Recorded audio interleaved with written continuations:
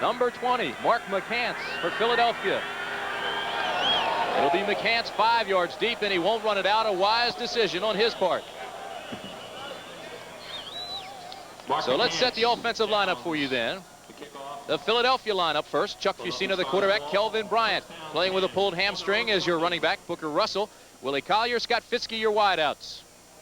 The offensive line, tight end Steve Folsom. Irv Eatman, 6'6", 271. Chuck Comiskey, 6'4", 290. Bart Oates, George Gilbert, and Mike McClern. Big, strong offensive line. It is a right-handed team. It likes to go to the right side. The setbacks, Booker Russell, Kelvin Bryant. The I formation. First play of the ball game. Pass complete. Steve Folsom. Doug Bedoin, number 28, was the defender out there, but a good safe pass to start. The defensive lineup for Tampa Bay, Mike Butler, Fred Nordgren, and Mike Clark. They play a 3-4 defense, a lot of zone. James Harrell, Kelly Kirchbaum, Paul Porowski, and Alonzo Johnson, your linebackers. Jeff George, Warren Hanna, Doug Bedoin, and Zach Henderson, the secondary. A couple of good ones. Hanna, they picked on him last week. We'll keep an eye on that. Birmingham did in that 27-9 win.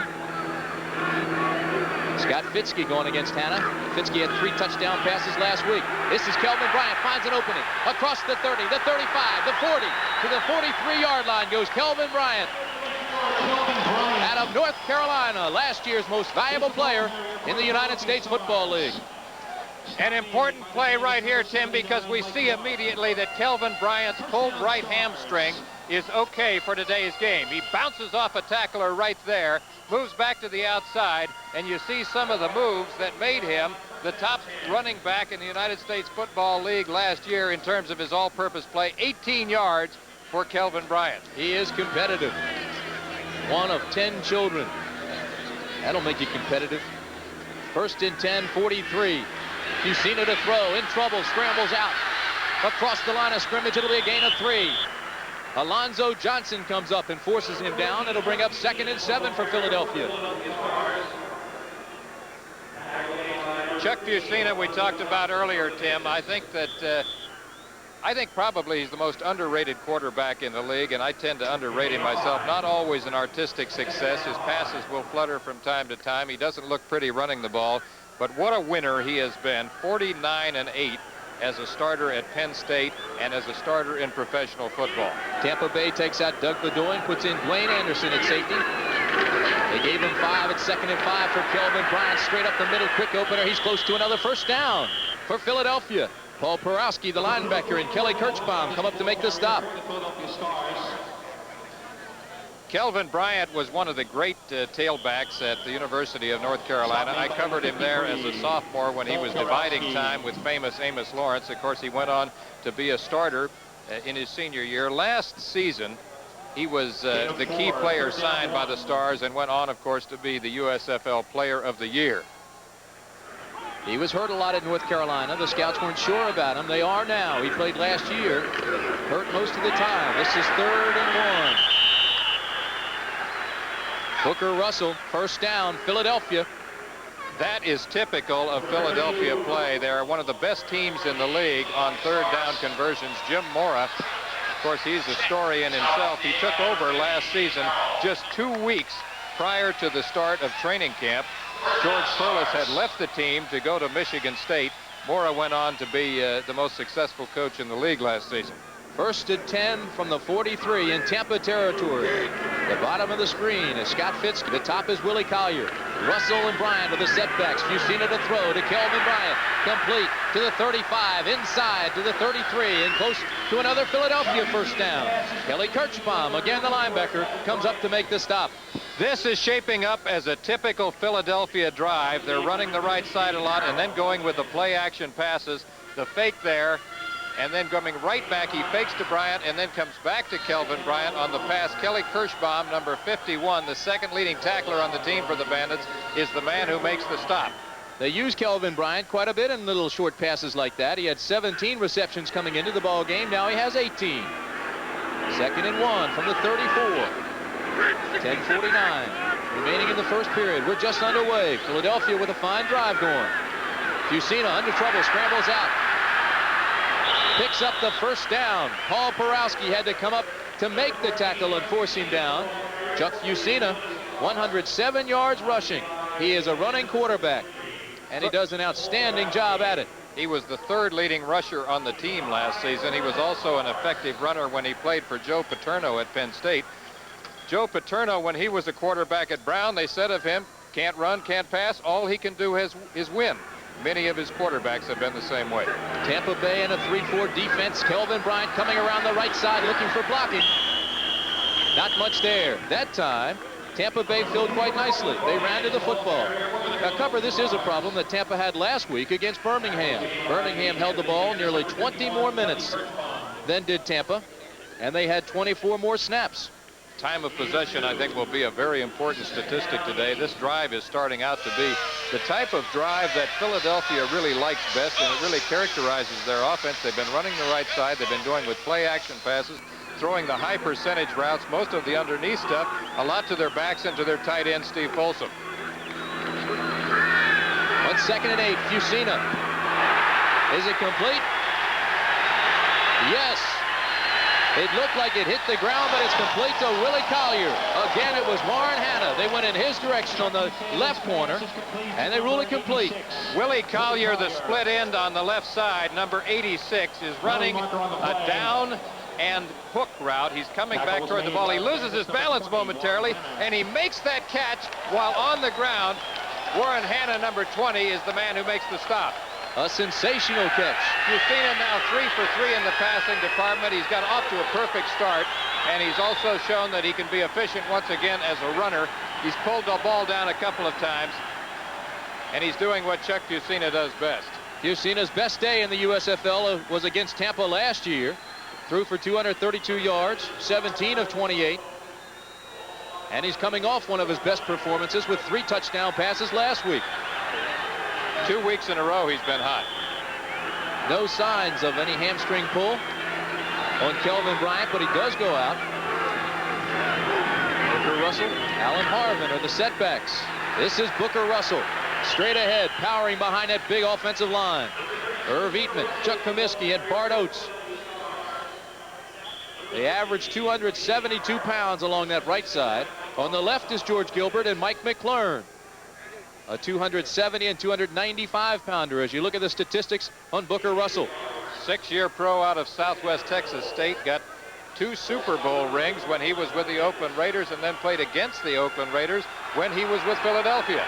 2 tight ends. Kelvin Bryant's back in. Jeff Rodenberger, Ken Dunnett, Steve Folsom. All the big blockers are in for power plays. Touchdown Philadelphia, but there is a flag. Number 34, Kelvin Bryant. Goes to 3 yards. Penalty mark. Let's go down for the call. False start. Offense, the right tackle, replay the down. So Tampa Bay gets a break, and they bring it back. Irv Eatman, number 75. A little too quick off the ball. That is where they like to run, however, between Comiskey and Irv Eatman. That might be the finest blocking tandem in the United States Football League. Comiskey out of Ole Miss has played every position along the offensive line.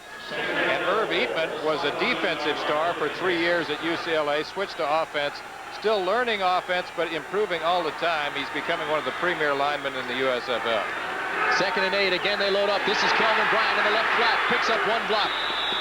Breaks a tackle, and Paul Porowski lassos him there. Not a touchdown for Philadelphia after the penalty. But they are getting down in the territory where they are so successful. Perhaps one of the most powerful teams inside the 10. Good going in and excellent on 3rd down conversions. And that's one of the reasons they've been able to sustain long drives. They tried to get the ball to Kelvin on a slip screen in the left flat. Paul Porowski was right there on the tackle. 3rd and 5 from the 5.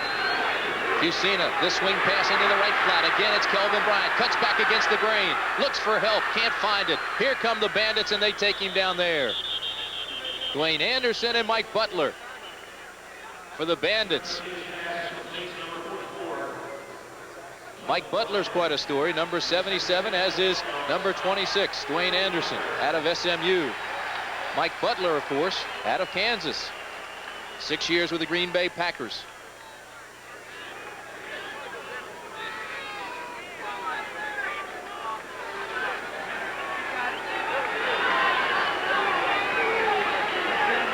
Look at those numbers, Cupper. That's impressive. It took him 8 games to get 1,000 yards last season, and you see that he's already over 1,000 yards passing this year. Chuck Fusina improved this year as a passer and as an all-around quarterback. Well, the penalty was against Tampa Bay. They jumped too quickly. It'll be 3rd and 2 from the 2-yard line. Fusina, Booker, Russell, the I-backs. Long count, straight ahead, over the top, and I don't think he made it. Good penetration by Mike Butler. Perhaps the right hamstring is still bothering Kelvin Bryant. Look here now on this replay as he tries to spring over the line of scrimmage. He doesn't seem to have a lot of zip as he leaps over the line of scrimmage. Irv Eatman leading the way for him there. You can hear the crowd in the background on 4th and 1. Philadelphia will go for it. Jeff Rodenberger comes in as an extra blocker. He lines up at tight end. Kelvin Bryant, did he make it? No signal. Dwayne Anderson, the defensive safety, came up to Phil, and they aren't going to give it to him. Number 44, Kelvin Bryant, ball carrier for the Philadelphia Stars. So again, going over the most powerful side of their offensive line, they come up short. Dwayne Anderson, number 26, is the man who really flies through there and stops Kelvin Bryant in midair. Watch the collision right there. Now remember, the ball must break the plane of the goal line. It doesn't. From that angle, it looked like he was in, but they didn't give it to him, and the score remains the same, 0-0. Philadelphia, where the Stars have just come away empty-handed after a very fine drive. Wayne Peace is your quarterback, number 10, and they are backed up. The give is to Gary Anderson, who bangs on the right side. The first play last week for Tampa Bay when they played Birmingham was a safety. This time, Anderson bangs it out and gets it across the goal line to the 1. This program is being brought to you as an exclusive presentation of ABC Sports. Now let's pause 5 seconds to allow our local stations to identify themselves. WPVI TV, Channel 6, Philadelphia. No gain.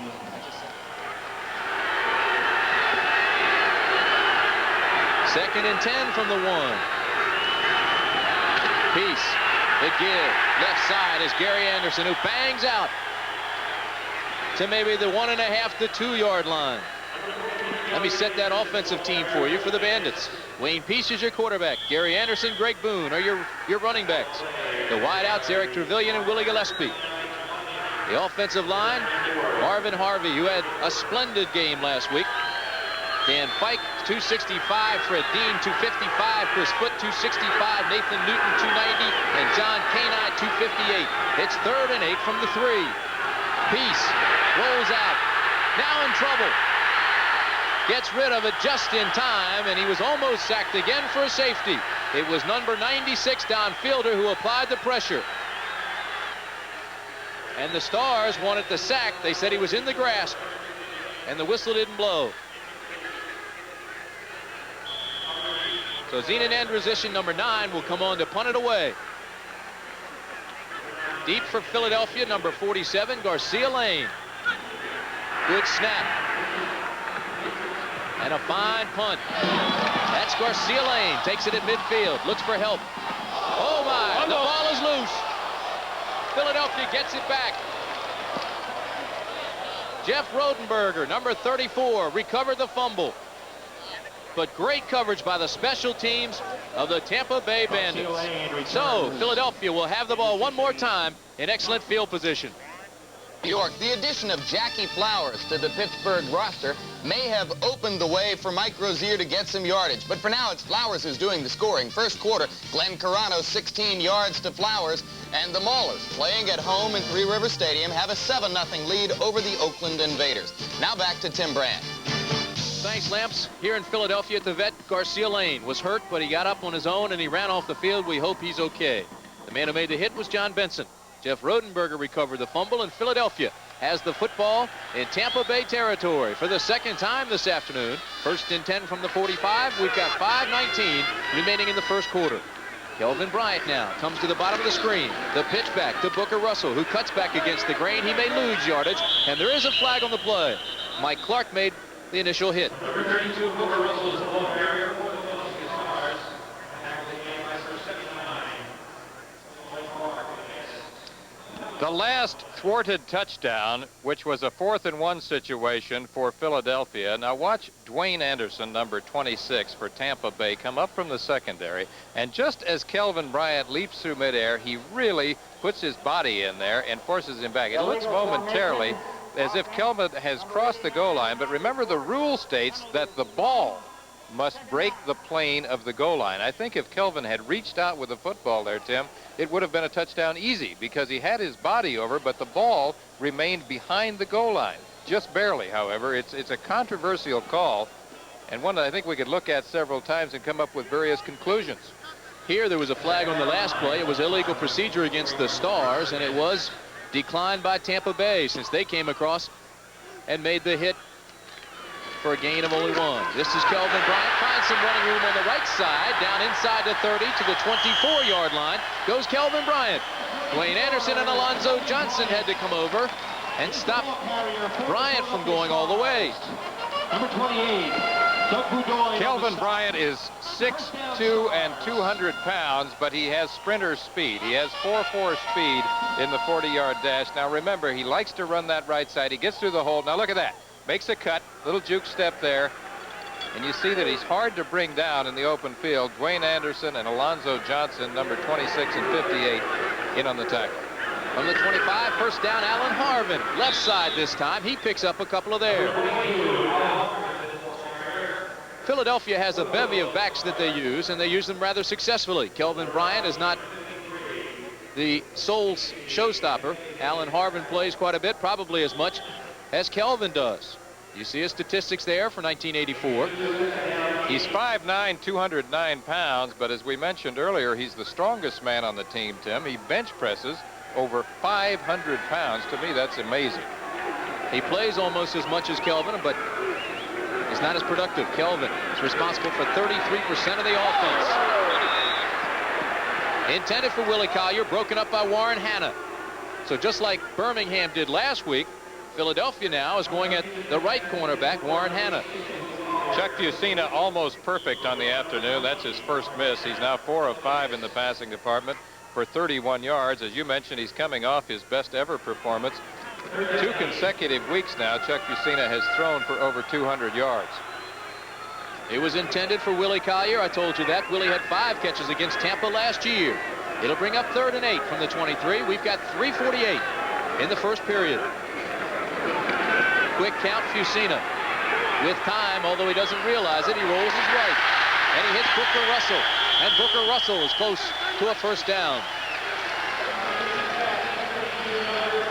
Kelly Kirchbaum, the linebacker out of Kentucky, comes up to make the tackle. Chuck Fusina has wonderful escape dimension, meaning that he doesn't always scramble, but he makes that quick move that gets him out of trouble so that he can throw the ball on the move. Sometimes he reminds me of Joe Montana, the way he moves a team down the field. He's not as graceful as Montana, but certainly the way he throws the short passes and the way he scrambles around back there and looks for the secondary receiver brings to mind Joe Montana at times. Booker Russell goes to the wing, now comes back as a split back. The give is to Kelvin Bryant. Kelvin Bryant picks up 2 before Zach Henderson tackles him there. Let's go downstairs now because Tom Davis is with Garcia Lane. Well, Tim, Garcia was knocked down really hard on that last play. Did you get knocked out?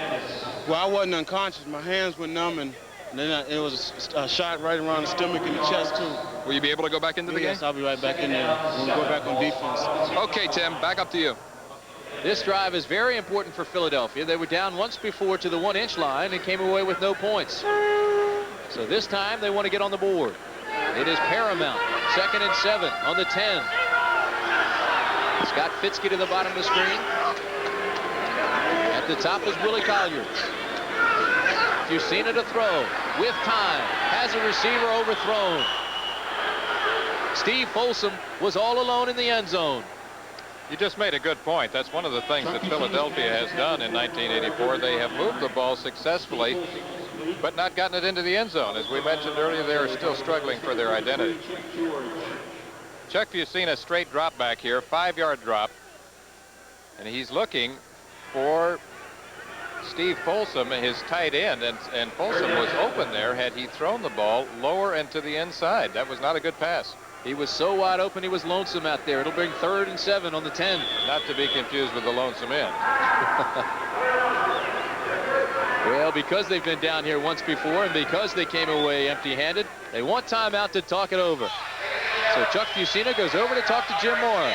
But they'll have it 3rd and 7. Kelvin is their bread and butter man, as we talked about. He's equally effective as an inside or outside runner. They like to run him on the right side behind Comiskey and Irv Eatman. They can get the first down before they get the touchdown. Fitzke in motion. Fusina long count. It is Kelvin Bryant, right side, has a hole, 5-4, goes down at the 3-yard line. Again, it's Dwayne Anderson. And Dwayne Anderson is doing a great job in the secondary for Tampa Bay. He replaced Doug Benoit. Kelvin really looks pumped up, and one of the reasons might be is that he rested most of the week. He did not work with the team because of his hamstring problem. Look at the work of Eatman and Comiskey on that right side as they just move people out of there. Gives Kelvin some operating room. He now has 8 carries for 53 yards. You mentioned that he's responsible for better than 1/3 of their offense with his running and receiving. He has more rushing yards than the entire Tampa Bay team this year. It is 1st and goal from the 2. Kelvin Bryant, nothing. Good defense, goal line defense that time by Tampa Bay. The front 6 penetrated, the linebackers filled, the secondary helped out, and Kelvin Bryant was shut out. Help out and a shutout.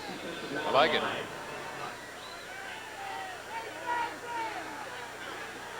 Oh, did we have some fun with Lee Gross Cup before the ball game? April Fools.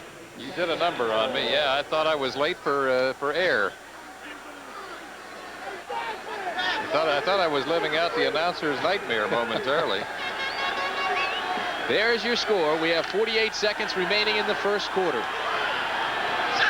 2nd and goal for Philadelphia. Alan Harvin, Kelvin Bryant.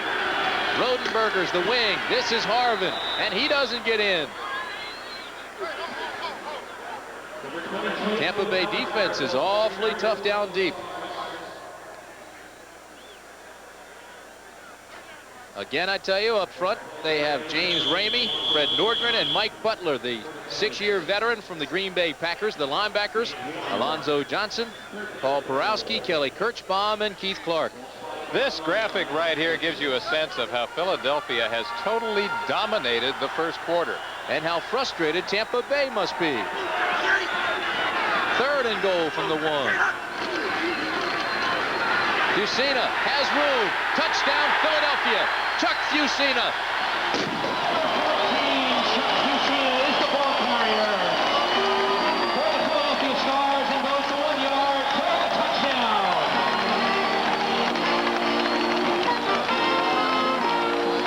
Chuck Fusina, this is an ideal call for him down here. Play action and roll. He's looking for Jeff Rodenberg, his tight end.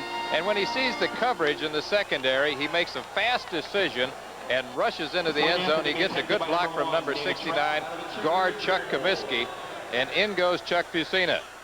David Trout is on to attempt the extra point. He's been in a slump this year, but this one is straight through. He has a new holder this week. Point after is successful. And the extra point is good. So the Stars are on the board. It is 7-0 Philadelphia over Tampa Bay. I thought Cannon came up with personal cartridge copy. Hit the mark on the Professional Bowlers Tour Saturday on ABC. Well, David Trout added the extra point. I mentioned he was in a slump. He is 4 for 10 on field goals this year. He even changed his holder last week to Tom Donovan, the receiver, and now he's gone back to Tim Reardon. So he has a new holder. And nonetheless, with 6 seconds remaining in the first quarter, as you look at David Trout there, Philadelphia has a 7-0 lead. It is a high, short kick taken by the up man, and he takes it to the 25-yard line, and not much there. The up man was Marv Christian, number 35. He's out of Tulane, and that's the end of the first quarter. Number 35. So Philadelphia dominated the time of possession and the score in the first quarter. Tim Brannon Lee Gross Cup at the Vet in Philadelphia, where the Stars have just taken a 7-0 lead. This is the first play of the second quarter. First and 10, 25. Tampa Bay with the football. That's Wayne Peace. Gives it to Boone up the middle. Across the 30 to the 33-yard line goes Greg Boone out of Duke. Let's show you that Philadelphia defense. It is a good one. Up front, they have William Fuller, Dave Opar, and Don Fielder. The linebackers, John Bunning, the longtime NFL veteran, Glenn Howard, Sam Mills, and George Cooper. And the defensive backs, Garcia Lane, who was injured earlier, he's okay. Antonio Gibson, Mike Lush, and Jonathan Sutton. And that defense is now trying to wage war on Peace. It is 2nd and 1. Boone gets a couple of more. First down, Tampa Bay.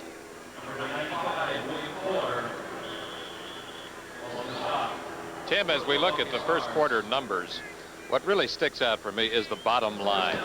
Look how completely Philadelphia controlled the first quarter in terms of the time of possession. They did it with a combination of ball control running and high percentage passes. From the 37, first down. Boone and Anderson are the I-backs. This is Gary Anderson. Big gain right side. Dave Opar comes up and finally takes him down, but it's a gain of 8 yards for Gary Anderson. Chuck Fusina right now is with Tom Davis. Well, Tim, Chuck Fusina just scored the touchdown for the Philadelphia Stars, but he also injured himself. Exactly what happened when you went into the end zone? Well, going into the end zone, one of the Tampa Bay defenders put his helmet on my calf, and it's just a bruise, nothing too bad. What about when you took the ball and you sort of got frustrated that nobody else could get it into the end zone? Not really. We'd much rather have Kelvin take it in, but Tampa was doing a good job up the middle, and it left the outside open for myself. Thanks, Chuck. Back up to you, Tim. From the 45, 2nd and 2. This is Anderson, left side, first down, Tampa. William Fuller, Big Kugler, and Don Fielder came up to fill, but Gary Anderson has the first for Tampa Bay. Gary Anderson, we talked about him earlier, Tim, and you know, Frank Broyles, our ABC colleague, told me that of all of the athletes that he has seen come through the University of Arkansas, that this man right here, Gary Anderson and Lance Allworth, were the 2 finest athletes he had seen.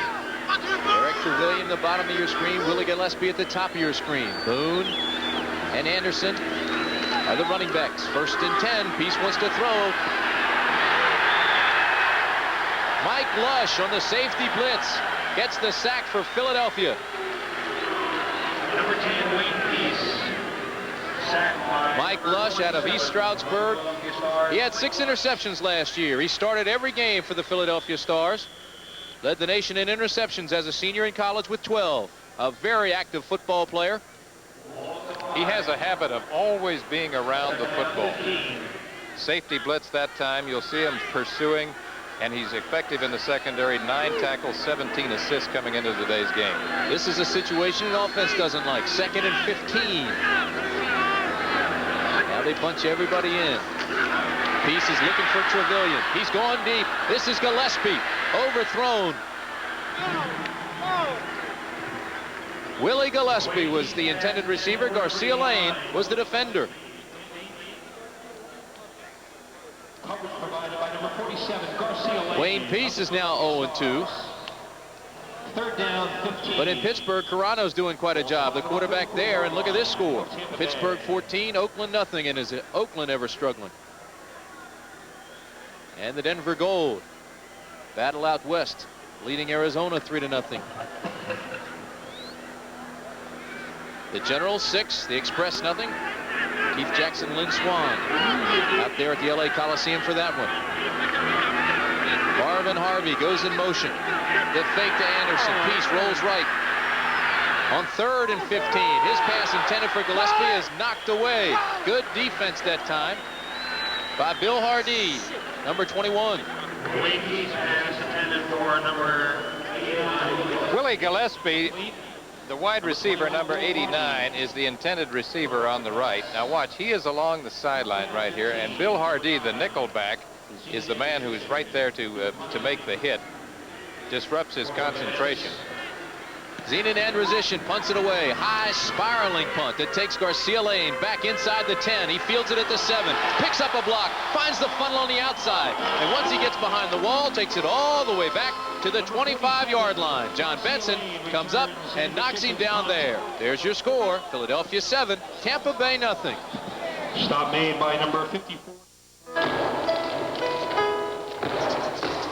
With 11:03 remaining in the first half, Philadelphia has it 1st and 10 from the 25. This is the first time that the Tampa defense has had halfway field position where they don't have their backs against the wall. Fred Norgren and John Benson come up and nail Kelvin Bryant.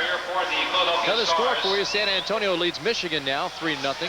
Some disturbing news from that ball game. Anthony Carter was carried off on a stretcher. We don't have the full injury report. However, New York and Jim Lampley will have a full report coming up shortly. Alan Harvin comes into the ball game for Philadelphia as the setback. Wideouts, Willie Collier and Scott Fitzke. Fusina on 2nd and 8, has time, goes to the right side. Intended for Booker Russell, and he was really knocked down by Dwayne Anderson, who was playing one whale of a football game. I think Booker Russell reached a little prematurely that time. He had his arms extended as he was running toward the sidelines, and to me, it looked initially like it was a catchable ball. What about Dwayne Anderson, the safety? He's everywhere. Clear back behind the goal, please. He came in for Bourdoin. Bourdoin started. Dwayne Anderson came in. He stopped the touchdown on Kelvin Bryant earlier, and he's been in a number of tackles since. Doug Bourdoin may never get his job back. 3rd and 8 from the 27. Fusina. Complete. Willie Collier makes the catch, number 86. He's out of Pittsburgh. Willie Collier had 5 catches against Tampa Bay last year. They are throwing the ball more to this man in 1984. Willie Collier didn't catch a lot of passes in 1983. Runs disciplined routes, and he is the fastest man on the team. Jeff George, number 33, is on the coverage. But that's a textbook sideline cut because he loses a couple of yards, comes back toward the ball. It's thrown low and to the outside, and that's the perfect way to run the sideline. Collier to the top of the screen, Fitzke to the bottom. This is Kelvin Bryant.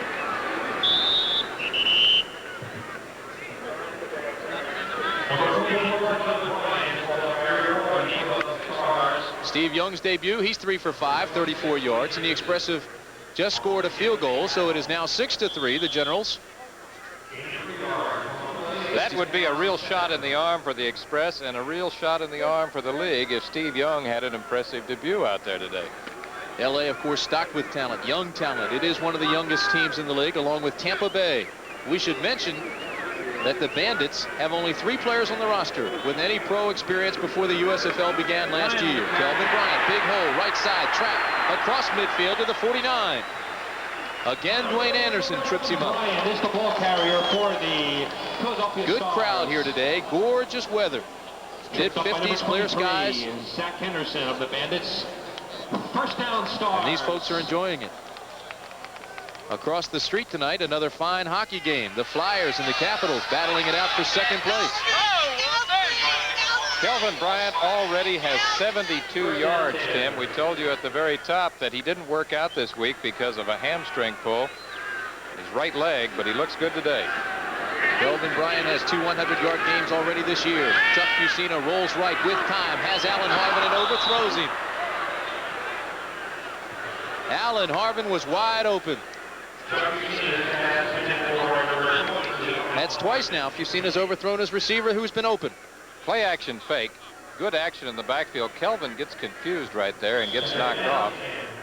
Alan Harvin coming underneath there is wide open along the sideline, and as you pointed out, Fusina just throwing the ball a little bit high there. That's uncharacteristic of Chuck Fusina. That's one of the passes he throws very well usually.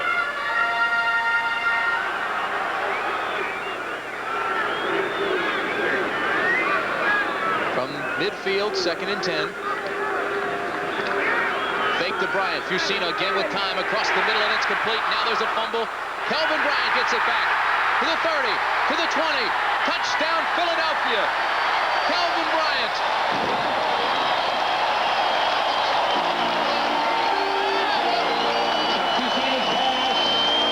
When you're great and you're active, good things happen. Luck is the residue of design and desire.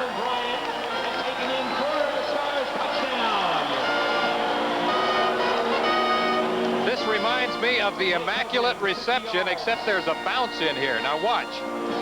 Willie Collier, number 86, is coming from right to left on a crossing pattern. He has the ball. He's hit hard there by Jeff George. The ball bounces right into the hands of Kelvin Bryant, the running back, number 44, and now it's clear sailing en route to the end zone.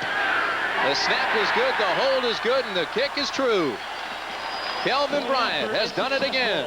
And the score, Philadelphia 14, Tampa Bay nothing. We have 8:26. David Trout will kick it off for Philadelphia. Jim Fitzpatrick is deep along with Ricky Williams. And oh my, that's where Tampa Bay was penalized for a great hit. Knocked the ball loose.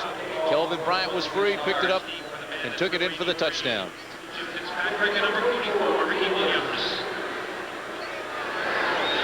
David Trout. It's off a high kick.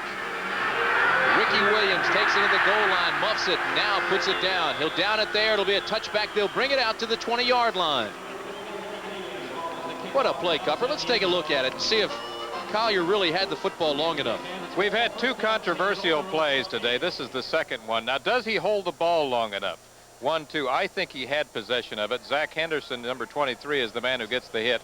And look at how perfectly this bounces into the hands of number 44, Kelvin Bryant, the running back. And as we pointed out, he's right there in the perfect position.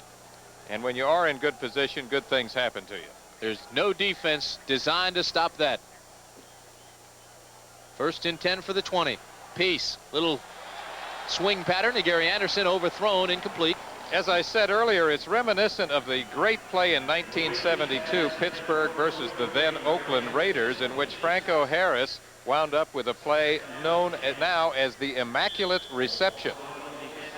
And that happened at a slightly more dramatic point in the ball game than this one. That was, in fact, the game winner. Well, if you wish to minimize my point, just go right ahead and do that. I want to hear again how you defined luck. Second and 10. Peace in trouble. Intercepted by Philadelphia. George Cooper. Number 56, the linebacker on the right side. He made the hit. It was intended for Marvin Harvey. Harvey had it. Cooper knocked it loose and made the interception.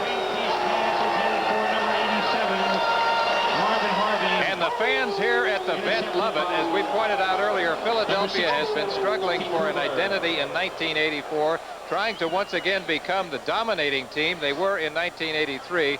They did it primarily with the doghouse defense, and the doghouse defense is at work again. Wayne Peace, number 10, straight drop back action, is looking for Marvin Harvey, number 87, the pressure by Sam Mills, the muff right there, and George Cooper, number 56, gives them a big play. Here comes Fusina from the 22, first down. Scrambles to his left. The receiver skate with him, but Fusina's going to run it out of bounds. He still picked up 3. Chuck Fusina out of Penn State. You mentioned what a winning quarterback he is. His only loss his senior year was to Alabama in the Sugar Bowl. I said earlier that luck is the residue of design and desire. I like it. Give credit to Branch Rickey for that quote. But spoken so eloquently by the professor, Lee Grosscup. Fusina has a record of 20 wins and 25 starts with the Philadelphia Stars. He has 2 straight 200-yard games, 3 for the year, 9 for his career. This is Alan Harvin. Alan Harvin bounces off the tackle, cuts against the grain, inside the 10 to the 7-yard line.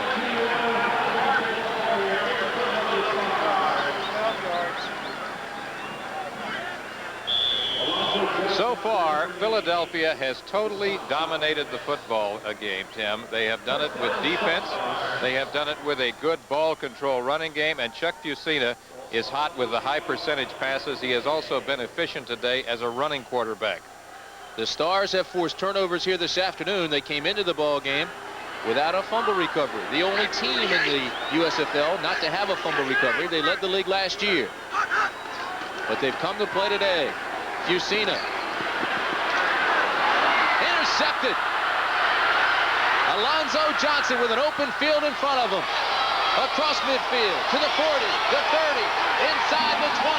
Knocked out of bounds by David Riley at the 14-yard line. Alonzo Johnson, number 58, the linebacker. So tit for tat.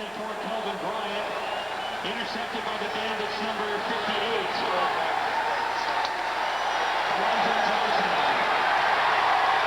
There is a flag on the play, and they're going to walk it all the way back, and that brings head coach Steve Spurrier 10 yards out onto the field. He doesn't like it, and he's complaining to the officials about it. That's Ted Humphrey, the referee, and Spurrier won't have much luck with him. Humphrey is an attorney.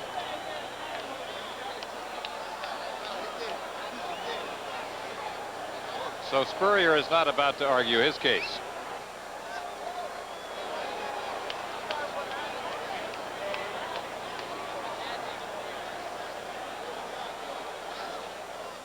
Well, they're discussing the call, but it negates an awfully big play for the Tampa Bay Bandits. A 76-yard interception and return by Alonzo Johnson. Illegal contact, defense, number 23, half the distance penalty, first down. He called it on Zach Henderson, number 23. Scott Fitzke, number 81, is isolated here, and he is running a post route. There is the penalty right there on Zach Henderson, number 23, and that negates the great interception by Alonzo Johnson. It also gives the Stars 1st and 4 from the 4. Booker Russell, nothing. He may have lost a yard. Kelly Kirchenbaum filled, the linebacker, number 51, along with Mike Butler and Fred Norgan.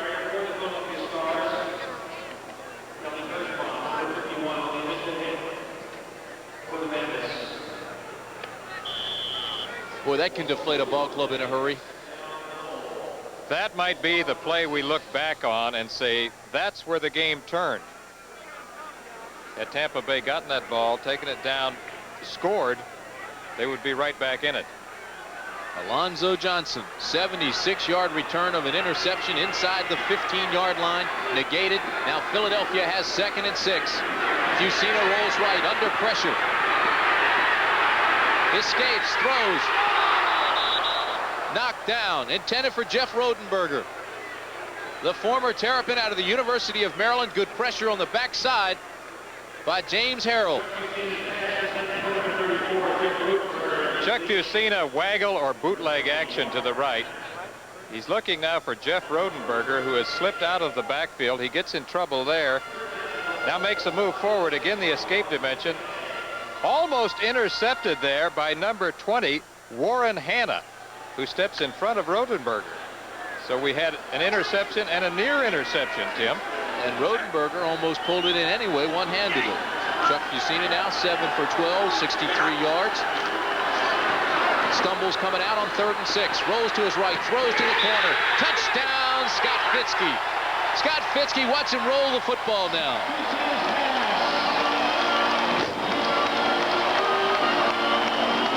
Is complete to number 81, Scott Fitzke. Covering 6 yards. And the Scott Fitzke, number 81, coming off his best game ever as a professional last week. Runs a sideline cut. He makes a double move. Comebacks to the outside. Warren Hanna on the coverage, and that ball is thrown about as perfect as it can be thrown. The old Penn State combination clicks again. David Trout, will he be 3 for 3 on the extra points? The kick is up, and it's good. So the Philadelphia Stars, 4-1 on the year, trying for their 5th win, and they're out of the blocks quickly, 21-0. Stars to make it a blowout, leading 21-0. Scott Fitzke has now caught a touchdown pass in his last 3 games. He had 3 last week.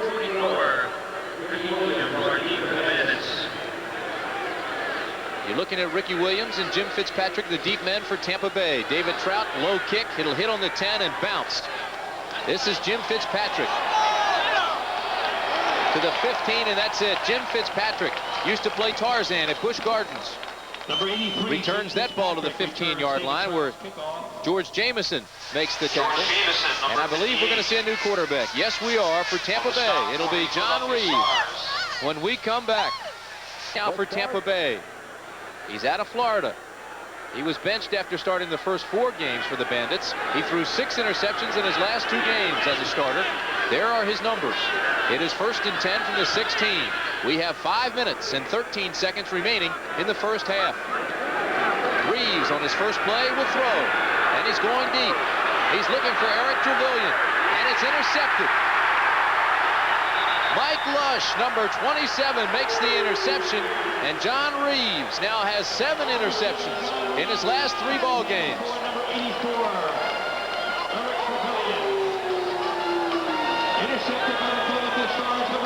John Reeves tries to hit the home run on his first play from scrimmage. He's going for Eric Trevelyan, number 84. E.T. covered very effectively there by number 27, Mike Lush. Good interception. Jonathan Sutton was also there on the coverage. Reeves forced the ball. So once again, Tampa Bay comes up short. Underthrown. Eric Trevelyan had a step. Eric Trevelyan was working as a salesman for Xerox when this new league began. Got a chance, and he's played quite well for Tampa. This is Fusina. Little swing pass, right side to Folsom. And all of that picked up 3 yards. Tempers now, and flags fly. We're looking at George Gilbert, number 63. He was in the middle of the melee, and he's really upset at something. Or somebody. Let's see what it is. Unsportsmanlike conduct.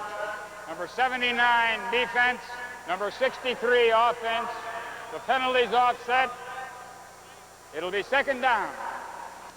So 79 is Mike Clark for Tampa. And we told you about George Gilbert, number 63. So many times, Cupper, they now call offsetting penalties on that because the second man, the one who retaliated, was always the man who got the penalty, seemingly. Forgot to turn the other cheek.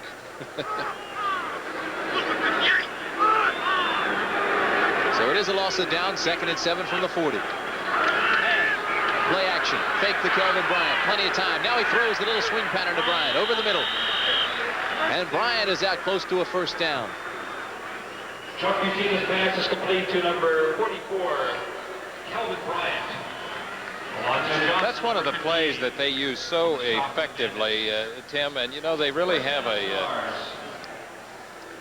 dominating type of offense because they're so effective with their running game, and then they go with those play action passes and throw all of the underneath routes, the high percentage stuff, and they can really control the ball and move down the field effectively that way. Offside, Tampa Bay. Fusina will just down it and pick up the yardage on the penalty. It's much easier that way. It looked like Kelly Kirchenbaum faked the blitz and came a little bit too early. Broke the plane and crossed the line. It will be against Tampa Bay. Here's the declaration.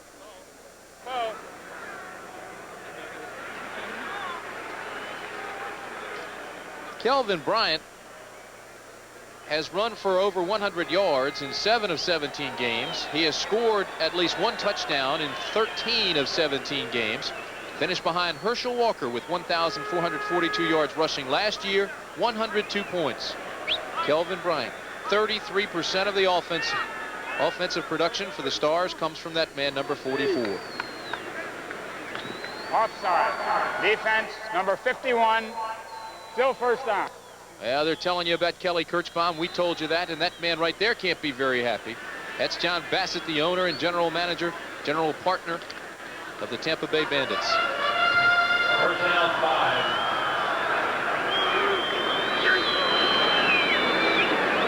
Willie Collier, top of the screen. Scott Fitzke at the bottom of your screen. Fake to Bryant on 1st and 5. Almost intercepted. Intended for Willie Collier. Zach Henderson Number 23 almost made the interception. Tampa plays a lot of zone, and it looked like Zach that time was just trying to read and play center field. He read correctly, just didn't catch the football.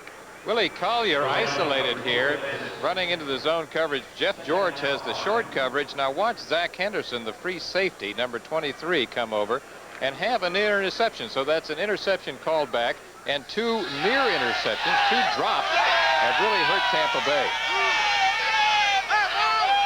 2nd and 5 from the 47. Bryant, first down, Philadelphia. Boy, is he tough. Slender upper body, quick feet, remarkable moves. They say that he never spends much time in the weight room, but he spends a lot of time on the basketball court. And he stays in terrific shape. You see the way he's got the wiggle, he's got the quick feet, he's got the things that you like in the back, along with in the size and the speed. And he proved last season that he's also got the ability to catch the ball. During his college career, he was hurt quite a bit, and the scouts didn't know if he'd be a can't-miss product. He played hurt quite a bit last year. He is a talent. Most valuable player in the league this past year. Chuck Fusina under pressure, spins out of 1 tackle, now looks for help across the 40 and runs out of bounds there. Gets the final push from 58, Alonzo Johnson.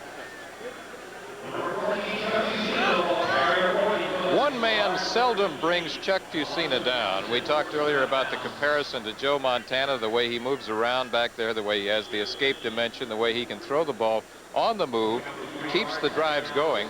There you see what he has done on the ground today. 5 times carrying the ball, 17 yards, and 1 touchdown. Mentioned earlier, Tim, he was the 3rd leading rusher on the team last season, particularly in the game last year against the old Chicago Blitz. He was effective running the ball. Remember that key 2nd game against them? I do. You know, he was the best in the league last year with only 10 interceptions. This is Kelvin Bryant, quick opener, big hole to the 29-yard line. John Benson and Zach Henderson come up, but a big gainer for that guy, Kelvin Bryant. Keep your eye on Irv Eatman, number 75, the right tackle. He's running a tackle trap right here, and he comes down on Mike Clark, number 79, and just totals him. Look at that. You ever seen somebody hit by a truck? Wow. The difference there is Irv Eatman, 271 pounds, Mike Clark, 247. They like to create mismatches. Boy, those are 2 full-grown men. First down, pressure again. Fusina rolls right, has a receiver. Incomplete. Intended for David Riley, 35, but he couldn't hang on. You look at the offensive scheme, Cupper, and their plays are such high percentage plays. You see here, we've seen this action before. It looks like it's going to be a misdirection play, but it turns into bootleg action with Chuck Fusina rolling out to his right. He's trying to find David Riley, number 35, and number 56, Keith Clark, gets over there on the coverage. Chuck Fusina now 10 of 17 for 79 yards. He also has 21 points on the board. 21-0 Stars. 2nd and 10 from the 29. We've got 2 minutes remaining in the first half. Donovan in motion. Fitzke and Gillespie are wideouts, or Collier rather. He'll swing past Alan Harvin, and Alan Harvin takes it down to the 20-yard line, close to it. That's a good time to have the quick screen on because the blitz was coming. Well, they ran the blitz, but they are a yard shy of a first down. Our score, 21-0, Philadelphia. Tampa Bay has one of the youngest teams in the United States Football League, but they also have plenty of talent in their skill positions. They have some veterans in their offensive line. They have an active defense, and I am totally surprised that Tampa has just dominated like they have, Cupper. Philadelphia has dominated. I mean Philadelphia. Well, Philadelphia, if you're joining us late, got down to the 1-yard line the first time they had the ball and then marched to 3 straight touchdowns. Total domination by the Stars across the middle. It is complete. That is Herbert Harris, number 84. He is out of Pitt. He had 6 receptions against Oakland, his biggest game ever, for 91 yards. This is his first catch here.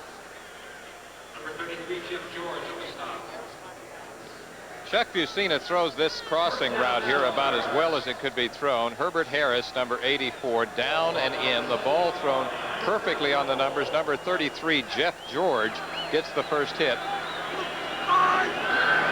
Steve Folsom, the tight end, goes in motion, switches sides. The pitch back to Kelvin Bryant. Kelvin gets himself into a little bit of trouble. Walter Carter and Keith Clark come up quickly. Try to run the pitch to the short side. Sometimes that play is very effective. Sometimes it'll go no place. You know, I mentioned that Anthony Carter was injured in that game against San Antonio, and they took him off on a stretcher. We now have a report that AC has a fractured left arm. Wonder how long that will keep him out. Boy, you hate to see that. He is such a fine athlete.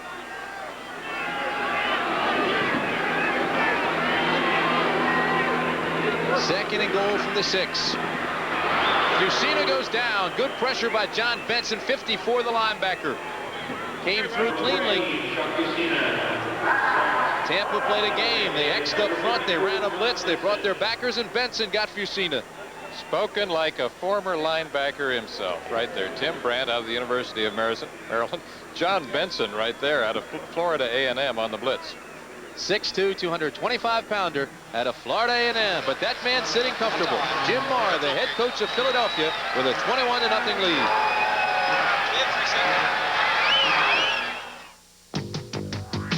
Come on in, take a seat. Brought to you by the United States Football League. There's your score. Philadelphia now faced with a 3rd and 17, and they bring in all their receivers. Willie Collier, Tom Donovan, Scott Fitzke, and Herbert Harris.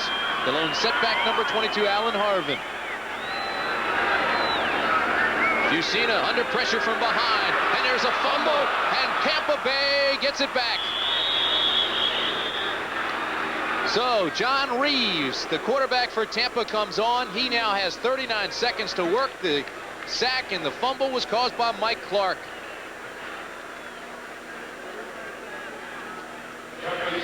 Chuck Fusina about to be sacked for the 2nd time today. Watch Mike Clark, number 79, coming around on the blind side. There's the hit right there. There's the ball flying through the air, and Clark follows up once again and goes on in to cover the football. 39 seconds. Reeves drops, 3-step drop. Eric Trevelyan, first down, Tampa Bay. He gets out of bounds there, or does he? Yes. So they'll stop the clock with 33 seconds. Perfect call here as they go into their hurry-up offense, although they won't need to go to the no-huddle approach because the ball did get out of bounds. Eric Trevelyan, one of 4 players to catch a pass in every single United States Football League game. The others to do it: Mike Cobb, Gordon Banks, Tremaine Johnson. First pass completion for Tampa Bay. Reeves trying for another. Drops with time. Gary Anderson to the 39. The clock now to 25 seconds, and they stop it there. George Cooper, number 56, made the hit on Gary Anderson, and he's electric. When he touches the football, anything can happen. Look at his numbers. He's the fastest man on the team. You know, they play a style of football known as bandit ball, and basically bandit ball stands for unpredictability. And what that means is that they will do anything at any time. Gadget plays are built into their normal practice routine.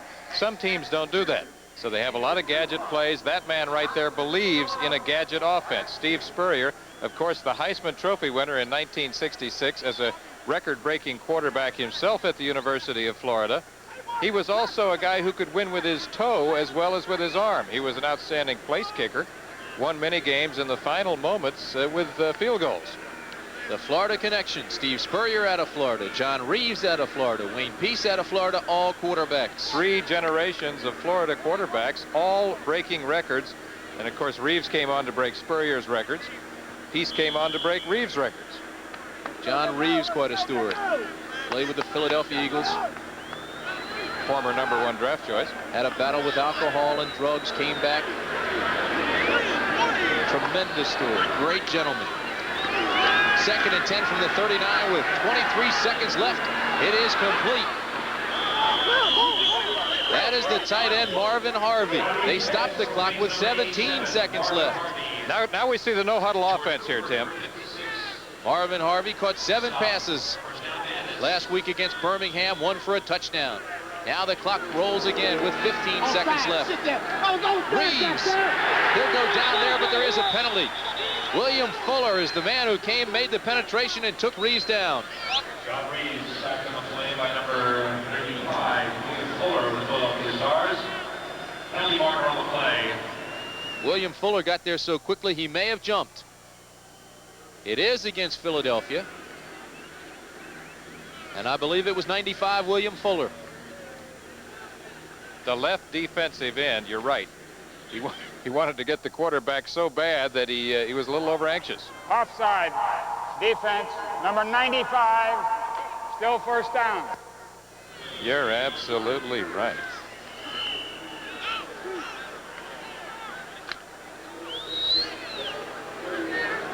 They need some points on the board here. Trailing 21-0. They need it badly. 10 seconds remaining. 1st and 5. Reeves calls an audible. Philadelphia shows zone. Drops back. Prevent defense. Everybody's loose. Drops the pass over the middle to Gary Anderson. He drops the football, and the referee drops the flag with 6 seconds left. Uncharacteristic of Gary Anderson, who normally has excellent hands.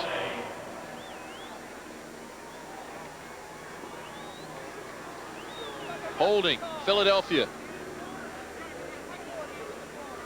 6 seconds left. It's just about time to bring on Zenon Andrusician, the place kicker.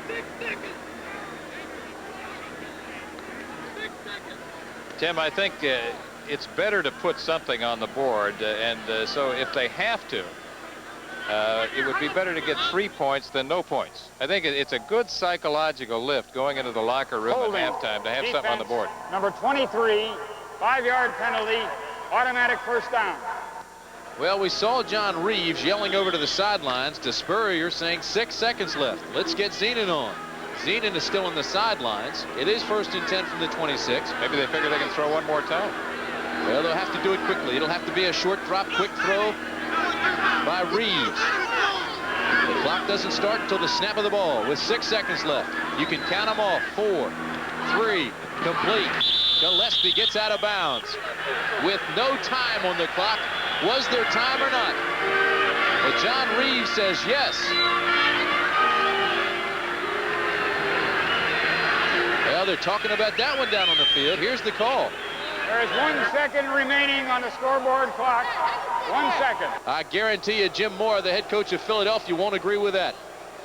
But I think it's a just call. The scoreboard registers double goose eggs. Well, Willie Gillespie, if you look at the replay, and I don't know if we'll have time to show it to you right now, but he did jitterbug near the sidelines, and it cost some time there before he stepped out of bounds. Well, he juggled the ball. Zenon Andrusician, number 9, is 8 for 10 this year. His longest 49-yarder against George Allen's Arizona Wranglers. This is a 45-yarder. It's high enough, it's long enough, and it's good. So Tampa Bay does get on the scoreboard with a 35-yard field goal. And our score out of Pittsburgh. The deep backs, Ricky Williams, 44, Jim Fitzpatrick, 83. This will be Jim Fitzpatrick at the 6 to the 20. Drops the fumble, and Philadelphia gets it back.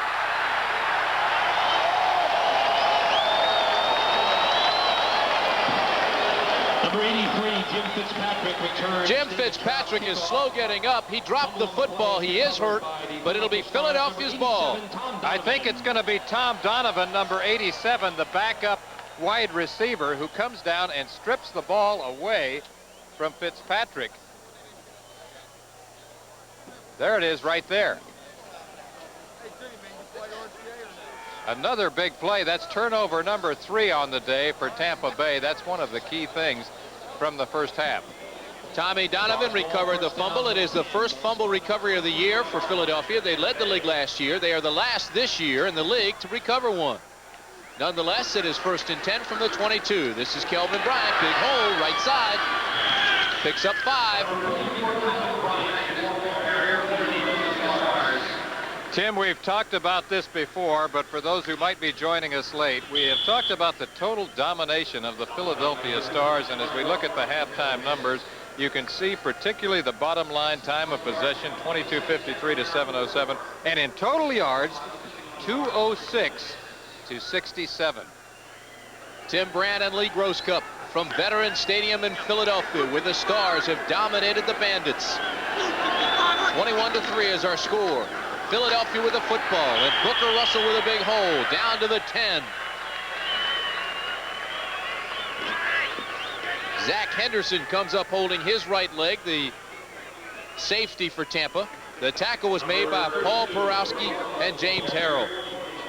The offensive lineup for Philadelphia: Chuck Fusina is still your quarterback. Kelvin Bryant, last year's MVP. Booker Russell, Willie Collier, Scott Fitzke.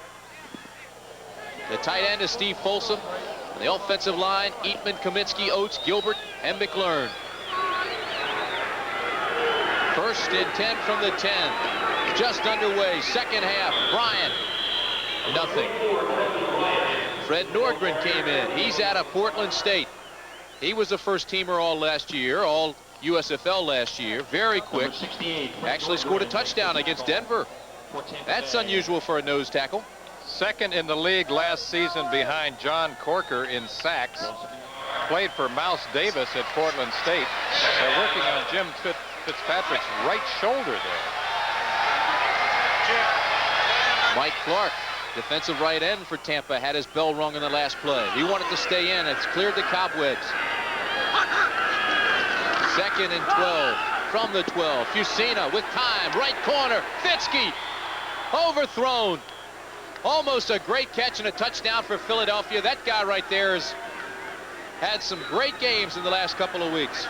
A touchdown in each of the last 3 games. He had 3 last week. I like the way this guy operates his routes along the sideline. Now watch this. He's going to the corner of the end zone. He's open right there. Now watch it, see if 2 feet are still in. Remember, this is a 2-foot league. Now, no way that's good. He thought he had it, but he caught it out of bounds. It's still a great effort by Scott Fitzke, who, like Fusina, tends to be underrated at times, Tim. So many people think he lacks speed, but he was a state champion in the 100 in high school. This is Alan Harvin down to the 11-yard line. You know, Fitzke ran a 9.600. Yes, it was misreported that he was slow. He is not slow. 9.6 in the 100-yard dash is not slow. Your feet don't even touch the ground at that speed. He can fly. Flat fly. I knew you were going to say that. Alan Harvard, number 22. David Trout will come on. Now, David Trout has been in somewhat of a slump this year. 4 of 10 on field goal attempts. His longest, 42 yards.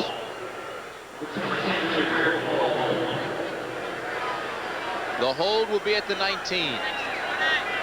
A 29-yard field goal attempt for David Trout. It is high enough, it is long enough. The arms go up, it's good. So, Philadelphia comes back out and strikes quickly.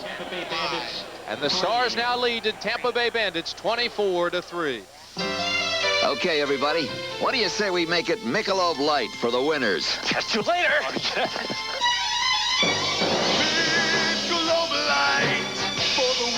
Yeah, it's a whole new game when you're playing for Michelob Light, the rich, smooth taste you can compare to any beer you like. Michelob Light for the winners. Michelob Light. You know people like me. We're young, ambitious. These are the uniforms we wear at work. But these are the uniforms we wear when we serve part-time in the National Guard and the Reserves. You see, in the Guard and Reserves, you earn extra money. So you not only serve your country, you serve yourself. Yet while you serve, you can live at home and keep your full-time job. Because in the Guard and Reserves, you don't have to give up one life to live another. The National Guard and the Reserves. Talk to your local recruiter. Jeff Chandler defends his crown against undefeated Richard Sandoval in the WBA World Bantamweight Championship live. Plus the nation's strongest pump for glory on ABC's Wide World of Sports Saturday. That's number 1, David Trout, who loads it up and gets ready to kick it away. Jim Fitzpatrick after fumbling the football in the last kickoff return, was injured. He is out. The deep men then for Tampa Bay, 44, Ricky Williams, Spencer Jackson, 88. The two collide at the back line of the end zone. A touchback, they'll bring it out to the 20. Hey, David Trout's kicking better. Seems to have his confidence back. He's been erratic early in the season. Confidence for Tampa Bay has to be way down right now, Lee.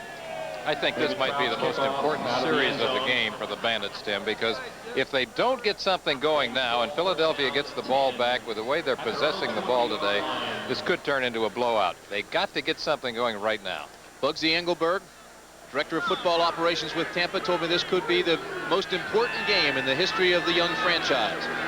John Reeves is still the quarterback, 1st and 10 from the 20. Gets it to Gary Anderson at the 20. Cuts against the grain up to the 26. Let's go downstairs now. Tom Davis was with Irv Eatman.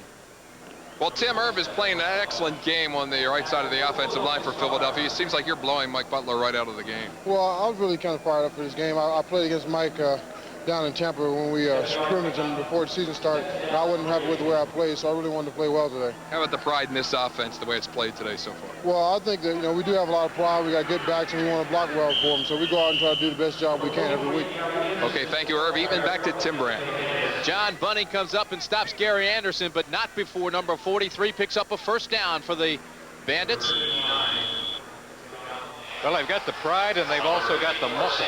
That is a massive offensive line for Philadelphia. Talking about Irv Eatman, the success that he's had thus far against Mike Butler. In all fairness to Mike Butler, he does have a sprained knee, and he is wearing a knee brace today. John Reeves drops, throws complete to Eric Trevelyan, who runs out of bounds, and he's close to another 1st down for Tampa.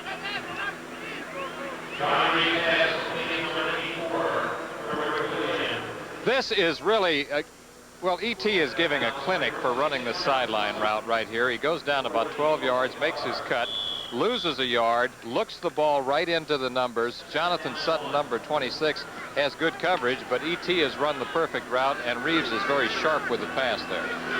Working as a salesman for Xerox when he first came back into football with the USFL. This is Greg Boone, right side, picks up a couple of more. One of the things we thought yesterday, Tim, in talking about the game, was that Tampa Bay would go to work more on Garcia Lane, the rookie cornerback out of Ohio State. One of the things usually you do is that you pick on the rookie. There he is, number 47. He had a good career at Ohio State, but he's still a rook. Trevelyan to the bottom of the screen. Gillespie to the top. Reeves fakes to Gary Anderson. On 1st and 10, goes deep, complete. That is Marvin Harvey, and it's a touchdown, Tampa Bay. Marvin Harvey out of Southern Mississippi. He caught 7 passes last weekend, the big gainer here. And Tampa Bay comes roaring back after a turnover to start the 2nd half. 47-yard touchdown. And the Tampa Bay Bandits touchdown. This is the best play of the day for the Tampa Bay Bandits right here. Marvin Harvey, the tight end. The referee gets in the way right here. The referee becomes a blocker and screens out number 54, Sam Mills, and that springs Marvin Harvey, number 87, the tight end, free to go on in for the touchdown. And yes, it is legal. The officials are part of the field. That's right. If you could use them, more power to you. 24-9, Zenon Androsian to attempt the extra point. The kick is up, and it's good. So Tampa Bay comes roaring back. They finally get some offense. They're back in the ball game. 55-yard touchdown by Marvin Harvey. Bigger engines were easy on oil, but today's smaller. So Marvin Harvey makes the touchdown reception, officially now 55 yards. There's the time remaining, 3rd quarter. There's the score. Suddenly it's a ball game, 24-10. We said that we thought that would be the most important drive of the day for Tampa Bay. They are indeed right back in this. Zenon Androsian gets off a high kick, not particularly long, taken by Mark McCants at the 5. Has a wall in front of him, cuts back across the 30. Mark McCants out of Temple.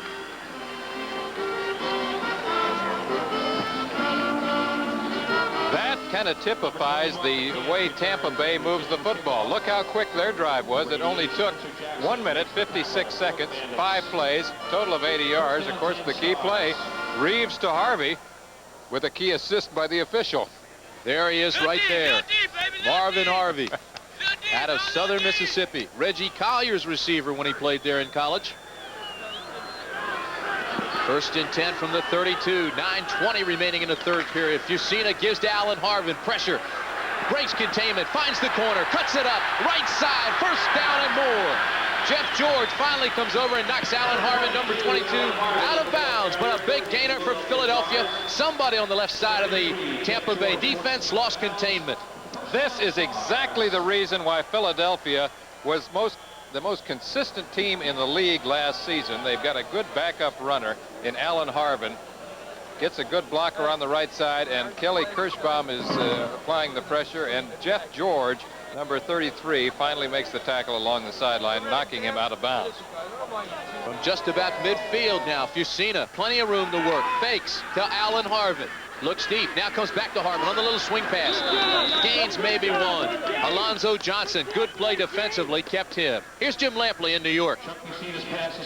Tim, there may be 2 teams waking up in Pittsburgh. After the Maulers had taken the early 21-0 lead, Fred Basana has come back with 2 impressive drives for Oakland. The first touchdown pass was to Mark Lewis in the first half. Now this 17-yarder on the great catch by Gordon Banks. It's 21-14 Pittsburgh over Oakland in the 3rd, but Oakland's coming on. How you doing, Tim? Here we've got a ball game, Lamps, 24-10 here. But Tampa Bay now has to stop the Stars. This is Kelvin Bryant slashing across the right side. Loses the football. Fumble recovered, and it looks like Tampa may have gotten it. No signal. Philadelphia got it back. Well, that'll open some eyes. Philadelphia has a man down. Can't see who it is from here. Tackle made by number 51. Looks like it is Irv Eatman, 75, the big bruiser out of UCLA. And that would be a severe blow to the Stars to lose big Irv Eatman. Chuck Fusina slipping the ball there to Kelvin Bryant, number 44, tries to cover 4 yards on the play. Hit hard by Kelly Kirschbaum. 6. And here's where Irv Eatman gets it right there. Looked like somebody came down late on his leg. 24-10, Stars. Eatman, he left the field, as you can see, under his own power. So Irv Eatman leaves the ball game. Brad Oates, the other tackle, is out. He is hurt. Ron Coder, a guard, now moves over to right side to replace those 2 injured players. 3rd and 6, Fusina on an obvious offsides play. There are flags all over the field. He goes down, and there will be a penalty. Penalty markers on the play. Was it offside or encroachment? Looked like Willie Collier may have jumped, and it looked like Mike Clark came across defensively. So both sides are guilty. Number 14, Chuck Fusina, stopped on the play by Ron Simmons. Encroachment, defense, encroachment, offense, penalties offset, still 3rd down. Let's go downstairs now. Tom Davis with Marvin Harvey. Marvin Harvey just caught the touchdown pass. It seems like you're back into the game. How about the momentum? Has it switched in your favor? We're at this moment. We want to get back all the way into the game by tying the score and winning the game, of course. And that was just a great throw. And there was an two coverage, and having to be the man open on that play. All right, that's Marvin Harvey. Our thanks to him. Back up to Tim. 2 coverage. It was a zone. 6 yards to go on 3rd down for Chuck Fusina from the 46. Quick drop, quick pass. Should be pass interference. There comes the flag now. It's a late call, but they do call it. It was intended for Willie Collier. The defensive back bumped him early. Chuck Fusina's pass intended for number 86. Willie Collier, incomplete. Penalty marker on the play.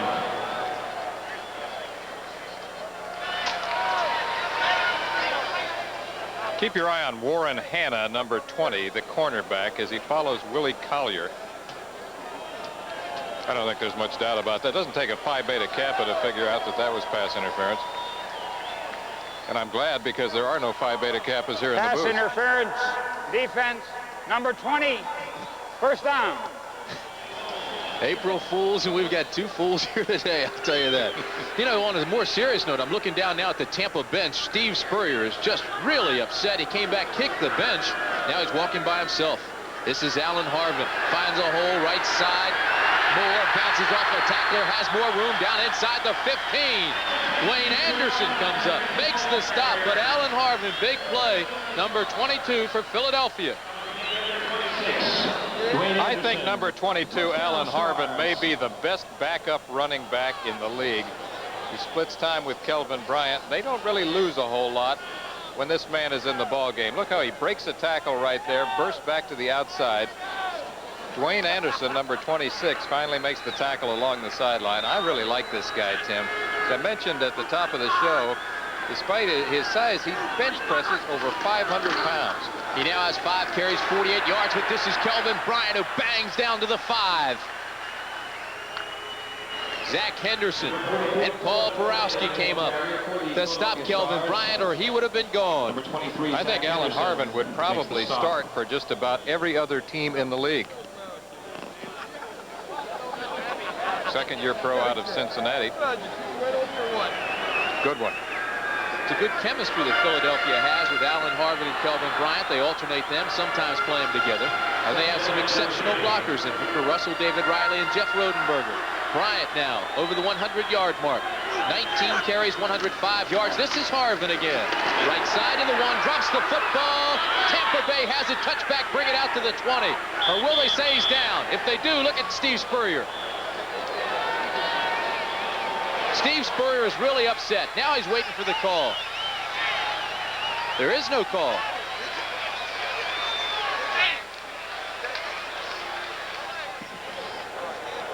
They're going to put it on the 1. I don't agree with that at all. Paul Porowski makes the stop. Alan Harvin, number 22, the tailback, is going to get the ball. He's off right tackle. Down. Loses the ball there. I think he was down. That was very obvious. You see it that way. You're right. You're right. No doubt about it. Steve Spurrier's not happy with it. Nonetheless, it's first and goal from the 1 for Philadelphia. Kelvin Bryant, touchdown, Stars.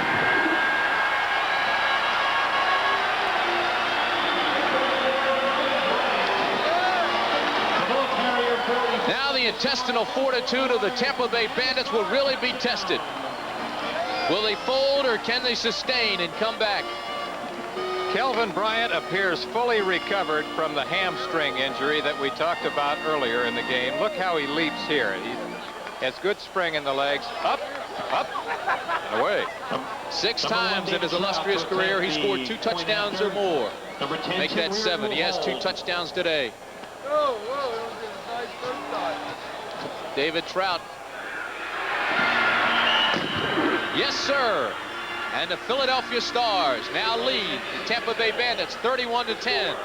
When we come back, we'll see what the Tampa Bay Bandits can do to get back in the ball game. Dominated. There were some signs of life from Tampa Bay. Can the Bandits stay in it? We talked earlier the last time Tampa Bay had the ball, the importance of that drive. I think this drive will be even more important. If they can come down now and put something up on the board again and move as efficiently as they did last time, they can stay in the game. If not, if they give the ball back to Philadelphia, it could be over. They trail by 21. Spencer Jackson and Ricky Williams. It'll be Jackson at the 1. To the 20. And no more. Good coverage that time by the special teams of the Stars. They have a lot of consistency in their special teams. Very, very critical call down on the goal line, Alan Harvin. There have been some controversial calls today, and this is one that, from Steve Spurrier's vantage point, looks like another one. However, I think that Alan Harvin is clearly down here before he fumbles the ball. I agree with you. I didn't think so when I initially saw it, but after seeing the replay, he was down. John Reeves, quick out. Eric Trevelyan steps out of bounds at the 28-yard line.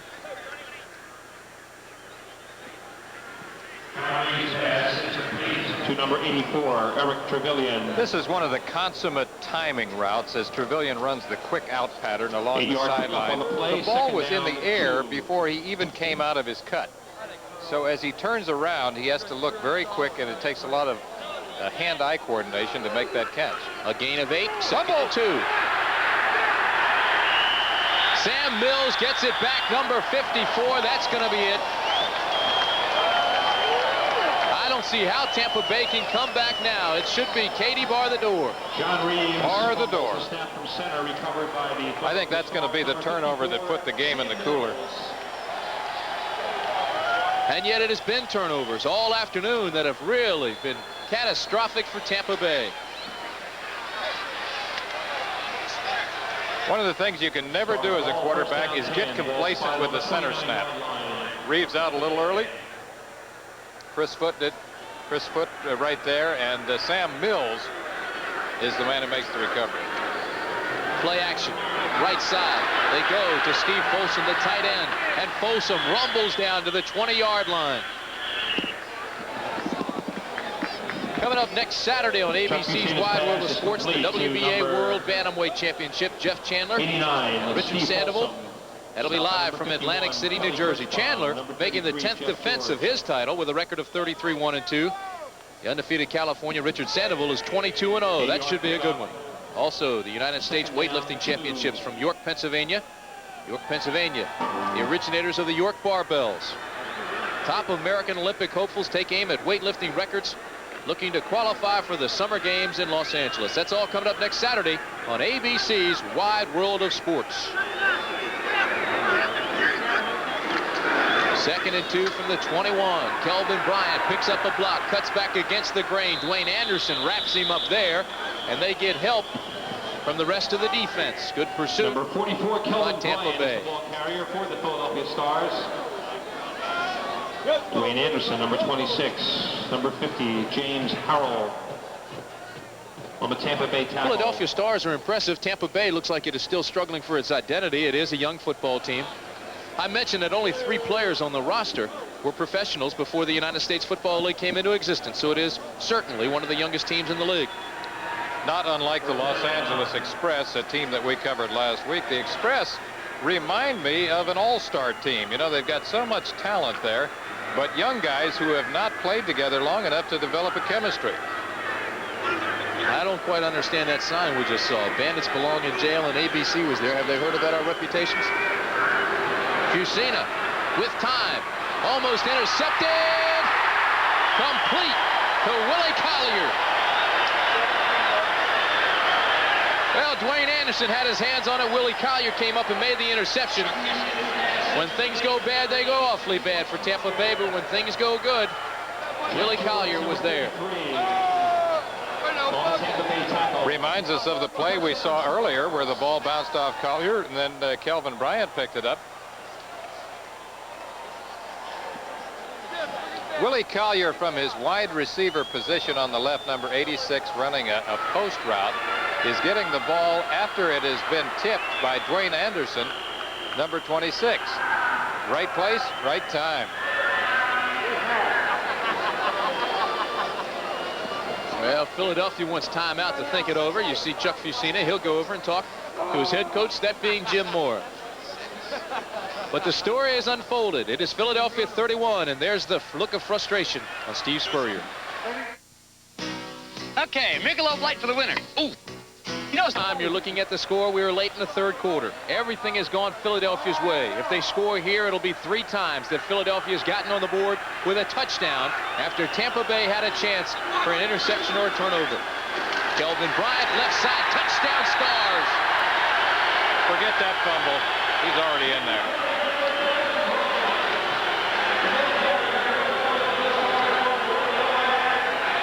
Kelvin Bryant, 3rd touchdown of the day, 37-10, the Stars. Usually they run this play off the right side.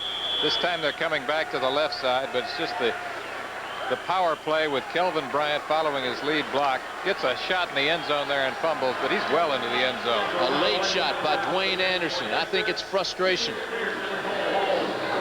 It is. David Trout to attempt the extra point.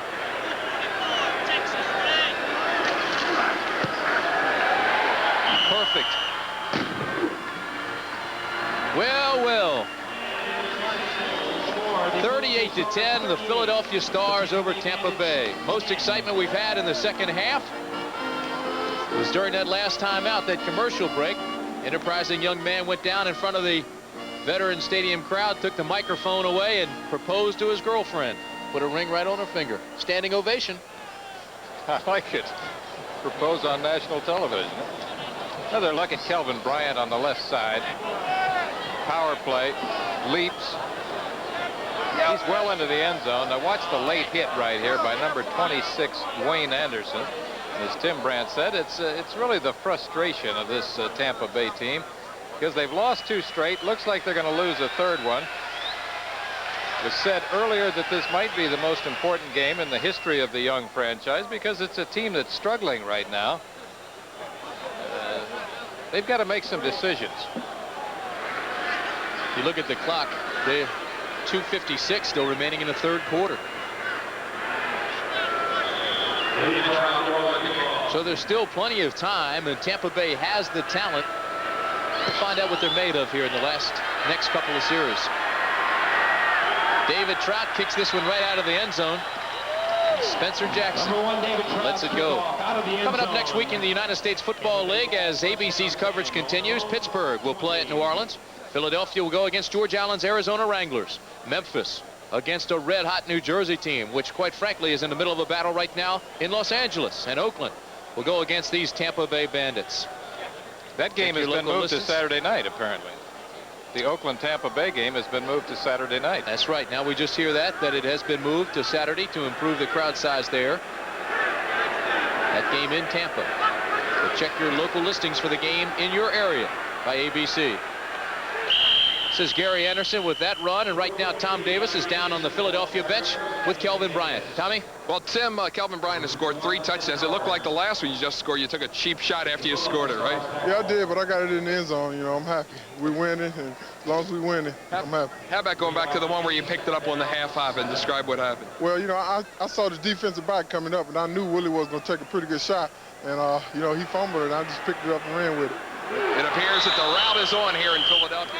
The Stars 38, Tampa 10, with 2:17 left to play in the 3rd quarter. Tim? Incompleted pass. John Reeves intended for Marvin Harvey. It looked like a mix-up by the receivers. They bumped into each other. And right now it's a study in ineptness. Study in ineptness. That's not bandit ball. Bandit ball is kind of, well, it's synonymous with unpredictability, meaning they'll do anything at any time. They haven't had a chance to really develop their bandit ball today. 4 down linemen. Philadelphia brings its outside people. Reeves picks up Gary Anderson. Anderson out to the 27. A flag flies. There will be a penalty. Number 43, Sam Mills made the stop. Sam Mills, number 54, makes the stop. Penalty marker on the play. Sam Mills leads the team in tackles. The penalty is against the Bandits. Sam Mills led the team in tackles last season. He is a guy who kind of, let's listen. Holding. Offense, number 73. The penalty is declined. 4th down.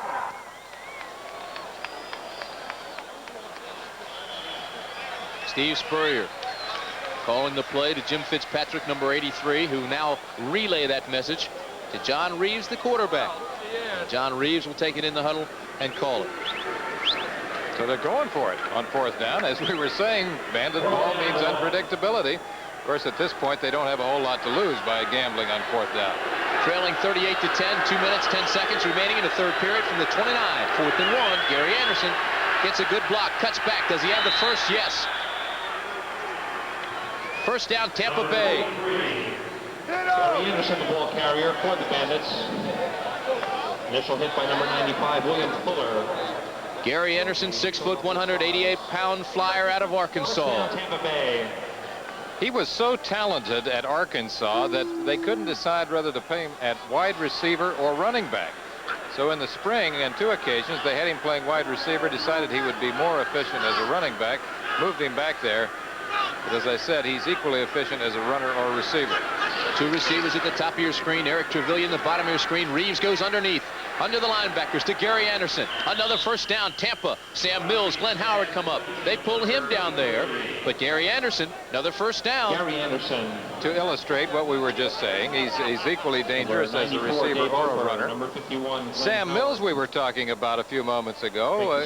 Quite a story, too. There, as we look at Gary Anderson, Mills led the team in tackles last year. Cut in the NFL, cut in Canada. but still had a lot of football left in him, so he came back here and was the leader of the doghouse defense. He was teaching photography at East Orange High School when he got the call. Another completion, this time to Willie Gillespie in Tampa Bay now. Has a pretty good drive going. 45 seconds left in the third quarter. Number 26, Jonathan Sutton on the Tampa Bay throwing the routes. Tampa Bay throwing the routes now that are most effective against Philadelphia's zone defense. Now, most of the time, and you mentioned this earlier, Philadelphia likes to sit in that zone coverage. They will bend, but they will not break. So the intermediate routes are usually there for you. Blitz. Pass to Trevelyan should have been caught, incomplete. It would have been another first down. Reeves now 11 of 14 for 153 yards. Good pressure by George Cooper, the outside linebacker who came on the backside of Reeves and made him hurry. Wasn't a sack, but it was a hurry. I like that. Yeah, you know, a hurry is a new stat. It's not an official stat, but the teams keep that. And Jim Mora feels that a hurry is as significant as a sack because sometimes you make the quarterback throw an interception. On 2nd and 10, Reeves. Complete to Marvin Harvey. Harvey takes it down inside the 35 to the 32-yard line. He also runs out of bounds and stops the clock with 11 seconds left in the third quarter. John Reeves passes complete to number 87, Marvin Harvey. Harvey forced out by number 27, Mike Lunch. You see, we talked about the zone coverage and how much of a cushion they will give here on the intermediate routes. Now look along the sidelines as he puts the ball out to Marvin Harvey, the tight end. That's one of the areas that's there for you. That's a good point. They're playing a prevent defense right now with a big 38-10 lead. They are playing soft on the corners. So what's Reeves doing? He's going and throwing under the coverage. Now he's going over top. Gillespie's open. Touchdown. Willie Gillespie, touchdown, Tampa Bay. Well, that's mixing it up, and that is Bandit ball. Go under the coverage, then go over top. Absolutely. They set it up perfectly with the short and intermediate patterns, and then Willie Gillespie, number 89, runs the deep route. Let's watch his route. Okay, it's like a hook and go. You see it? Mike Lush is beaten, well, it's Garcia Lane, number 47. Mike Lush coming over from the safety position. We said earlier we thought they would go to work on Garcia Lane. They did it. Then an end position in for the extra point. It is up and it is good. So Tampa Bay comes roaring back, and they do show some intestinal fortitude. 38-17, and we still have a quarter left to play. 5 seconds remain in this quarter, and that was a picture book drive.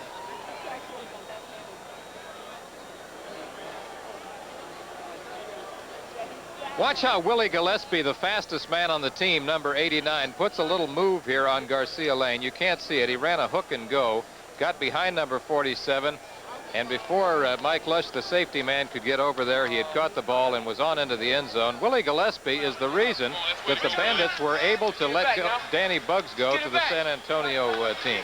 He's got good speed, good hands. He caught an 85-yard pass against Denver, the longest in the USFL this year.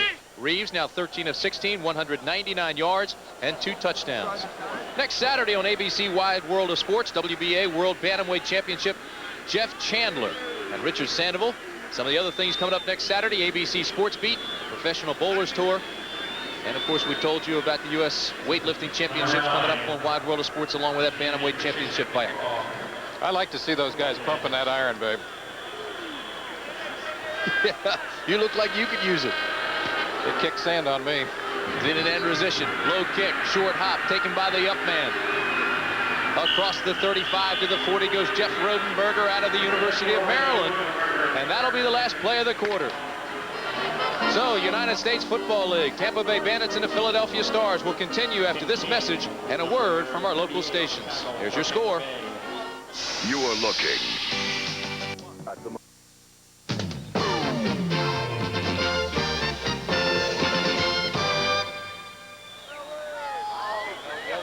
The Philadelphia Sun has dropped behind Veterans Stadium, but here inside, the Stars are still out and lead 38-17. And so are the Co-Stars.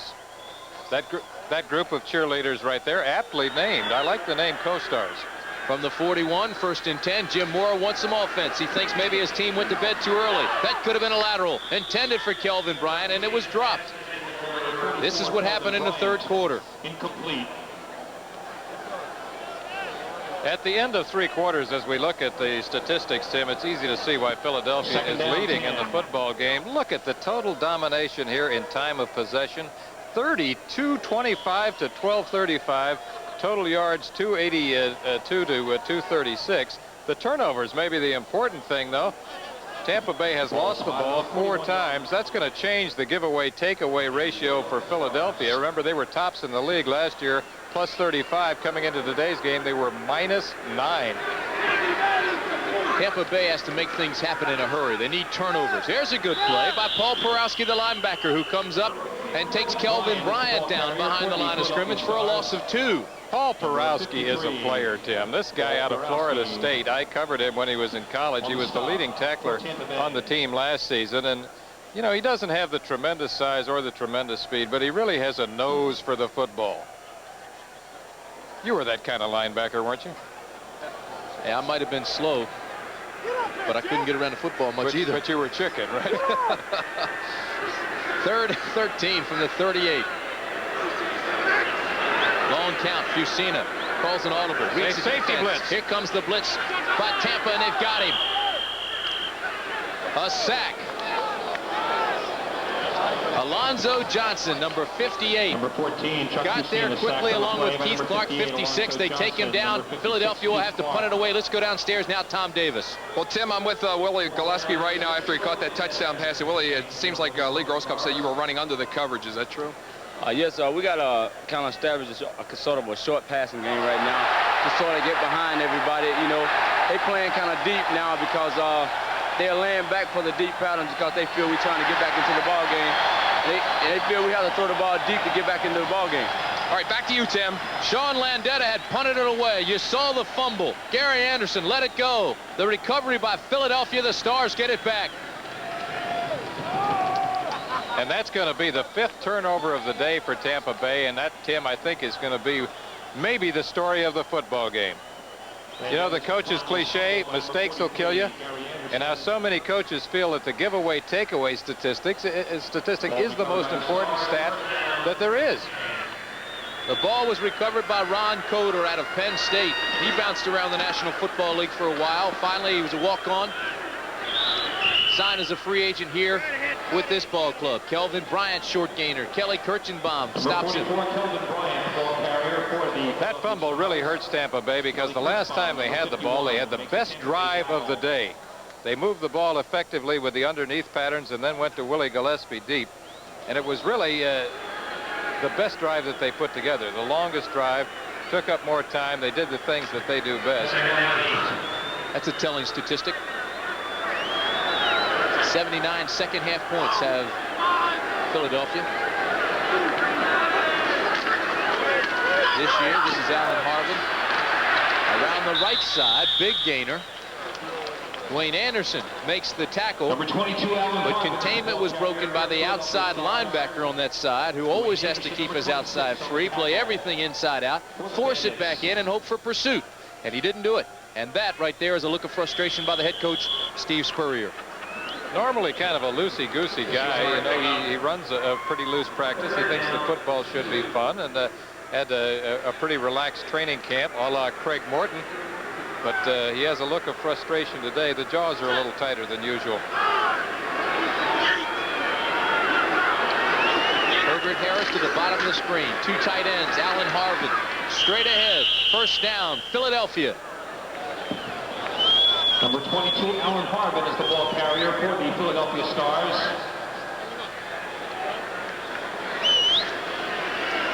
Alan Harvin in a backup role today. We talked about him at the top of the show and how he might see a lot of action. 61 yards in 8 carries. And he's also been effective at times as a blocker and as a receiver. So that tandem of runners is probably as efficient as any in the league when you think of Kelvin Bryant backed up by Alan Harvin. Well, look where they marked the football. So now they say he comes up just that far shy of a first down. And on 4th and 1, obviously the crowd wants to go for it. With the 38-17 lead, I don't think it's that much of a gamble. And with that kind of an offensive line and that kind of a dominating running game, they don't have much to lose. They like to go to the right side behind Irv Eatman, Chuck Comiskey, and Bart Oates. This time they go right over the top.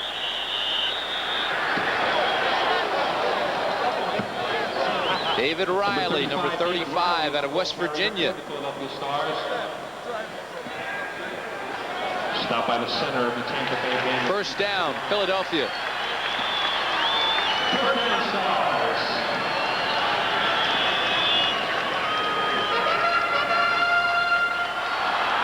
Kelvin Bryant along with Jim Mora. And look at this one, 26-10, Generals. They're in charge now, but Herschel Walker has left the game with a bad shoulder. Steve Young impressive, 17 of 25 in his debut as a pro quarterback. This is Alan Harvin. Wayne Anderson on a blitz, safety blitz. Tracks him down from behind, and it's a good thing because once again, containment was broken on that side, and Harvin had the corner. Alan Harvin, the ball carrier. 13 of 20 for 200 for plus 200 yards. Brian Sipe having a big day for the New Jersey Generals. 2-yard loss on the play, second down. 2 touchdowns. 2-yard loss. It'll be 2nd and 12. Jim Mora well in control of this ball game. Came in late as a coach here with the Stars last year. One of the last ones signed in the USFL. 2 weeks prior to training camp.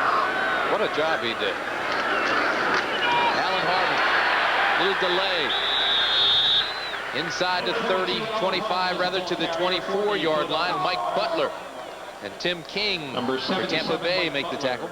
That's kind of one of the stories within stories that we have had around the United States Football League. George Perlis, of course, had the job here as the head coach.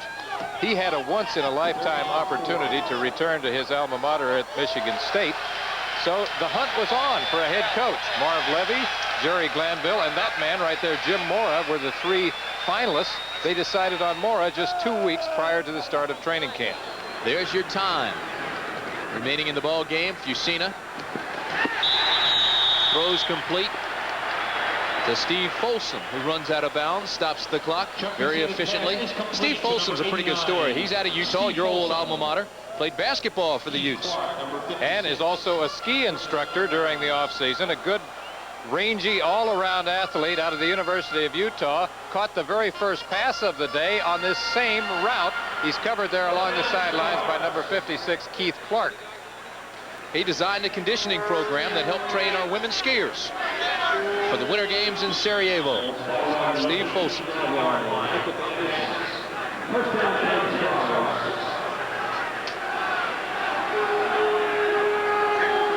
Good shot at Chuck Fusina and the numbers that he's had today. 1st and 10 from the 18. Harvin around the corner.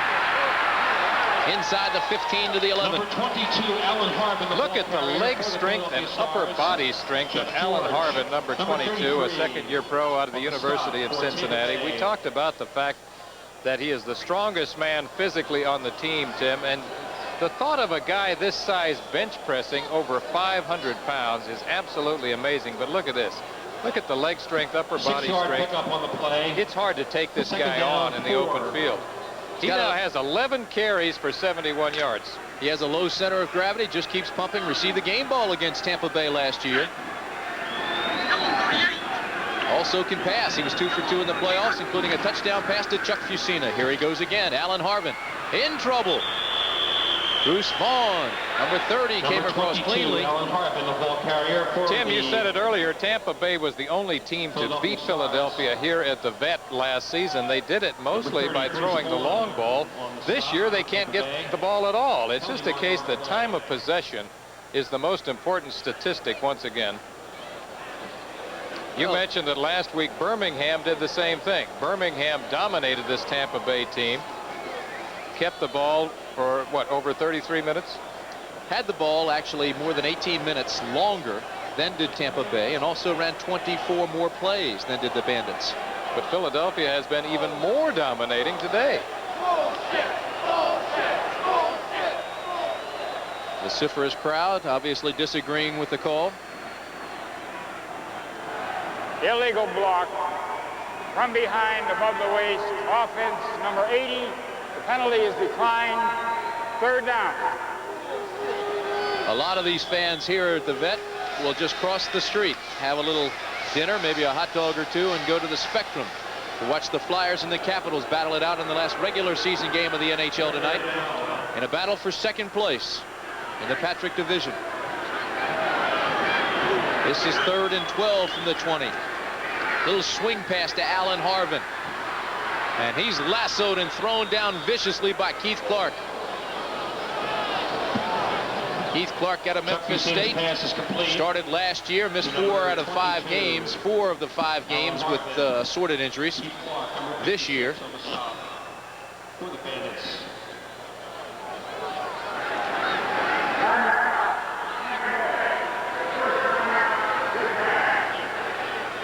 timeout Tampa Bay, their first time out of this half. Well, as you look at Chuck Fusina, he's been the engineer that has put the 38 points on the board. Philadelphia leads it 38-17 with 8:39 remaining in the ball. Be some battle for that bantamweight title. David Trout now for Philadelphia on to attempt the field goal. You see his numbers. He's been in a bit of a slump until today. Has missed 5 of 6 field goals from 40 yards. This one is from 42. It has the distance, but it's off to the left. No good. David Trout. Attempt unsuccessful. Score remains Philadelphia Stars 38. So now he's missed 6 of 7 from that distance. Tampa Bay Bandits 40 or more. All right, come on. We got to go get him stopped. We got to get him stopped. Let's go. That's John Peace along the sidelines there. Another Utah man trying to fire his guys up. United States Football League action continues next Sunday. Pittsburgh and New Orleans, Philadelphia, Arizona, Memphis, and New Jersey. Check your local listings for the game and time in your area. Greg Boone complete. Pick up of 8. It'll be 2nd and 2. George Cooper makes the hit along with Sam Mills, the linebacker. Now you're going to see bandit ball. Look at this. No huddle. They have to. No alternative. 8 minutes left in the ball game. They trail 38-17. John Reeves hollering out the audibles. Here we go. Bandit ball all the way. Gillespie, Trevelyan, your wideouts. 2-step drop, quick out. That's Gillespie across the 40 to the 42-yard line.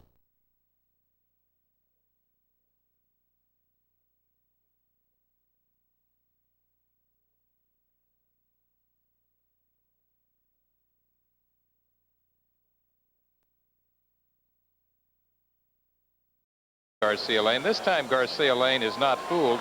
He's back there in perfect position. And Mike Lush comes over from his safety spot.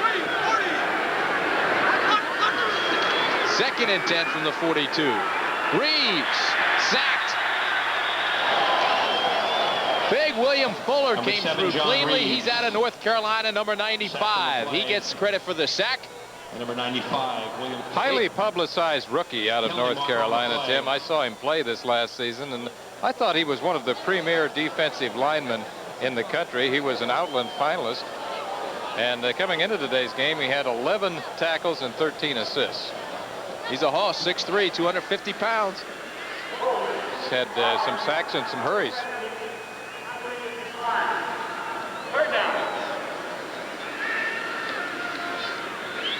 Philadelphia, the doghouse defense, really the story of 1983, and they're playing their kind of football today. That name given to them by Jonathan Brooks last year during the preseason because the defense had been having a rough time in training camp. They were always in the doghouse. Marvin Harvey flexes from his tight end position. Willie Gillespie, he goes wide to the top of the screen. Eric Trevelyan to the bottom. John Reeves is under pressure again. Steps up in a pocket, throws. This is Gillespie. Gillespie inside the 25. John Reeves' pass is complete. Outstanding catch and a fine route run by Willie Gillespie. There is a flag, and it could be a late hit. John Reeves throwing some of the routes now that he throws best. This is the deep middle route or post pattern. Willie Gillespie, number 89. Here he is. You see it.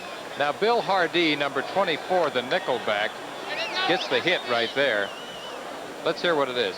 Well, it didn't look like a late hit. It's not a late hit. Not at all. Well, tell us.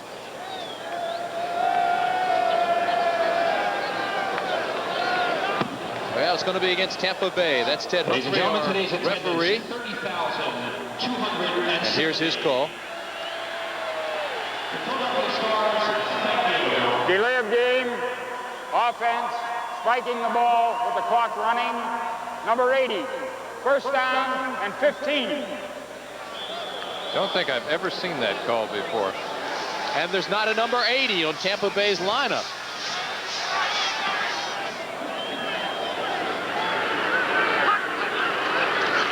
It's first and 15.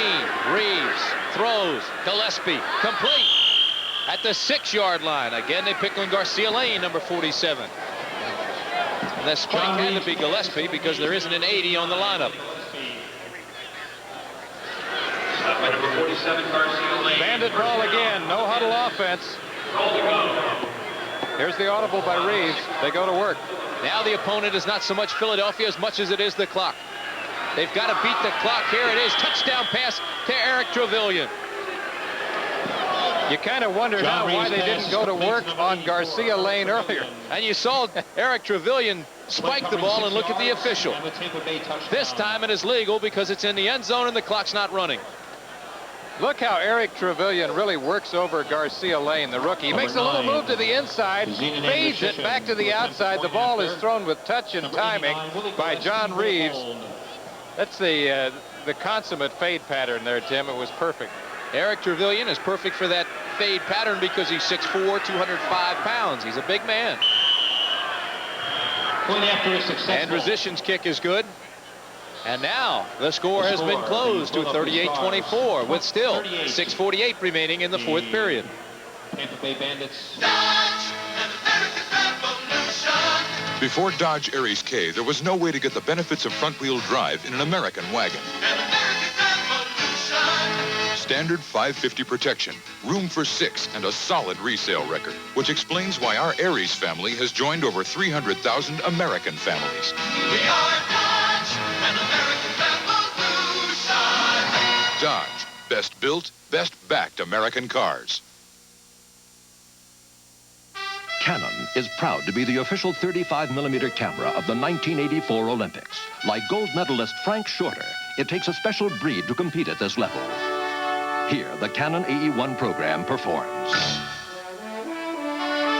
Shorter leaves the rest behind, but the AE1 program catches him, computing as it's shooting.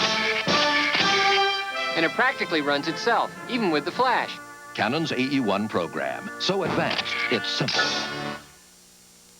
Hi, I'm Lee Iacocca. Side kick by Tampa Bay. Philadelphia retains possession. Booker Russell, a fullback with good hands, made the catch. And he went down. But you know, it's a football game now, coupled with 6:44 remaining in the ball game. They trail by only 2 touchdowns. For the Stars, stop by number 38. This onside kick, however, hurts them because it gives Philadelphia the kind of field position they like. Andrusic's number 9 comes up like he's going to kick it long. Then all of a sudden, he puts that little soccer move right there, kicks it. And Booker Russell, number 32, as Tim Brandt mentioned, is a fullback with good hands. So he wisely takes the ball and goes down with it. So Philadelphia now has to think more offensively minded. Alan Harvin, left side. Big gainer. First down and more to the 33-yard line before Dwayne Anderson can get a hold of him. Let's go to New York now. Jim Lampley with this United States Football League report. What is happening to the Michigan Panthers without Anthony Carter, you wonder? Well, they've gotten a tough game before 43,000 in the Silverdome from luckless San Antonio. But now, Bobby Hebert, late in the fourth quarter, has hit virtually unknown Walter Broughton with this 7-yard touchdown pass. Since then, Boyovich has added another field goal, and Michigan's out of trouble, leading 26-10. Now back to Tim Brandt. Well, we saw the highlights of the Michigan game, but we heard Keith Jackson out in Los Angeles. He's got a pretty good ball game out there, KJ does. Got a real strong voice, too. Got to us all the way via New York.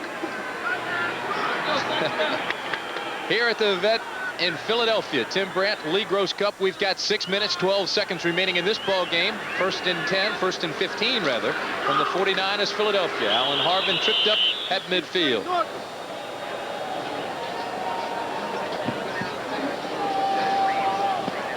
Quite a story. John Reeves has brought Tampa Bay back. He's having a fine afternoon. Tom Davis is with him down the bench. Well, Tim, John Reeves has completed 18 of 22 and a couple of touchdowns. What about the Bandit ball now? You're trying to get back into the scene. You're going to continue playing that style now to the end? Yeah, we'll go no huddle the rest of the way. Just praise the Lord for the performance so far. Still think we got time. What about the fact that you didn't start this game? You think it could have been a different game? Well, maybe so. I was awful sharp this week. So, I'm whatever Coach Spurrier wants to do, I'm behind 100%. That's John Reeves as he gets ready to go back in on the next offensive series. Back to you, Tim. You saw Fusina overthrow Scott Fitzke, which will bring up 3rd and long with 5:30 left, so it looks as if John Reeves will get the football back. He says he's been awfully sharp in practice this week. He was awfully sharp here this afternoon. 3 touchdowns, 271 yards. It has been turnovers, though, and mental errors which have hurt the Bandits.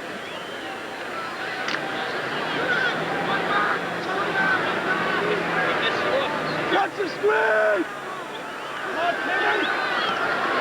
3rd and 13. Long count. Fusina under pressure, and he goes down. Drops the football, and they whistle it dead. There is a flag. Dwayne Anderson, number 26, played an outstanding ball game this afternoon. Dwayne Anderson. Replaced Doug Bedoin early in the ball game, and he's been all over the field.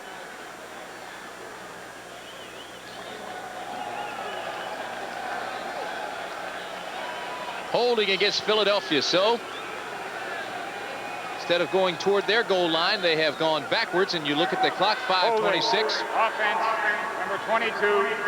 Penalty is declined. We're going to see a lot of Bandit ball in the next 5 minutes and 26 seconds, Tim Brandt. If Tampa could get one quick score, if Tampa could get a big play out of one of their big play men like Gary Anderson, who is deep, we would have a whale of a football game. Anderson turns the corner and runs out of bounds on the 33-yard line. Penalty marker on the play. And there's another flag. Roughing the kicker, and that is against Tampa Bay, and those are the mental errors we just talked about. These are the things that drive coaches just, well, gives you ulcers, tension, headaches. There it is. There's the contact right there. Number 69 for Tampa Bay. Personal foul, running into the kicker, 5-yard penalty, automatic first down. Number 68, Fred Nordgren, was guilty. 68, not 69. He out of Portland State, where he played some football for Mouse Davis. Mouse now the offensive coordinator for the Houston Gamblers. The architect of the run and shoot offense. Fiction and fact from Cupper's Almanac. Lee Grosscup, the All-American from Utah, the quarterback with the New York Titans, spent some time with the Giants. This is Alan Harvin, cross midfield. Number 22, Alan Harvin, is the ball carrier for the Philadelphia Stars. Cupper, what was it like being in the new league back then with the Titans, now the New York Jets? Well, it was a fascinating experience because the Titans, at that time in 1962, when I played with them, were beset with financial problems. The late Harry Wismer was on the verge of bankruptcy, and our payroll checks were bouncing at one point during the league. That has not happened here in the United States Football League, and I don't think it will happen. No, and that's one of the first signs of disaster. It happened in the World Football League before that league folded. Alan Harvin lassoed quickly again by number 22, Wayne Anderson, number 26. Number 26, Alan Harvin is hurt. For the Bandits. Tombstone for Tampa Bay. Died of defeats.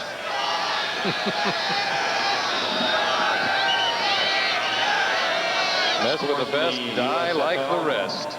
Oh, boy. In the fourth period, New Jersey 26, Los Angeles. That's Alan Harvin. The trainers are working on him, and while they work on him, and there's timeout on the field, we'll take timeout as well with the score 38-24 Philly. United States Football League is an exclusive presentation of ABC Sports. Today's game is being sponsored by Michelob Light, an exceptional light beer with a rich, smooth taste, and by Denorex Shampoo. Help stop dandruff itch with an extra relief medicine. Denorex.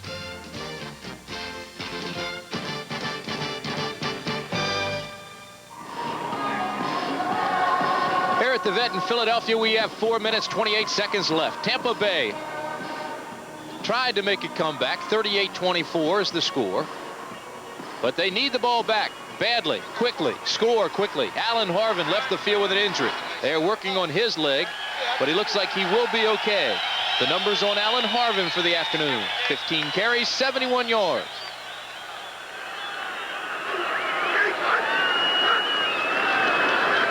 Fusina, quick pop over the middle. It is complete. Big gainer. That is Ken Dunnick. And Ken Dunnick rambles down inside the 30 to the 26-yard line.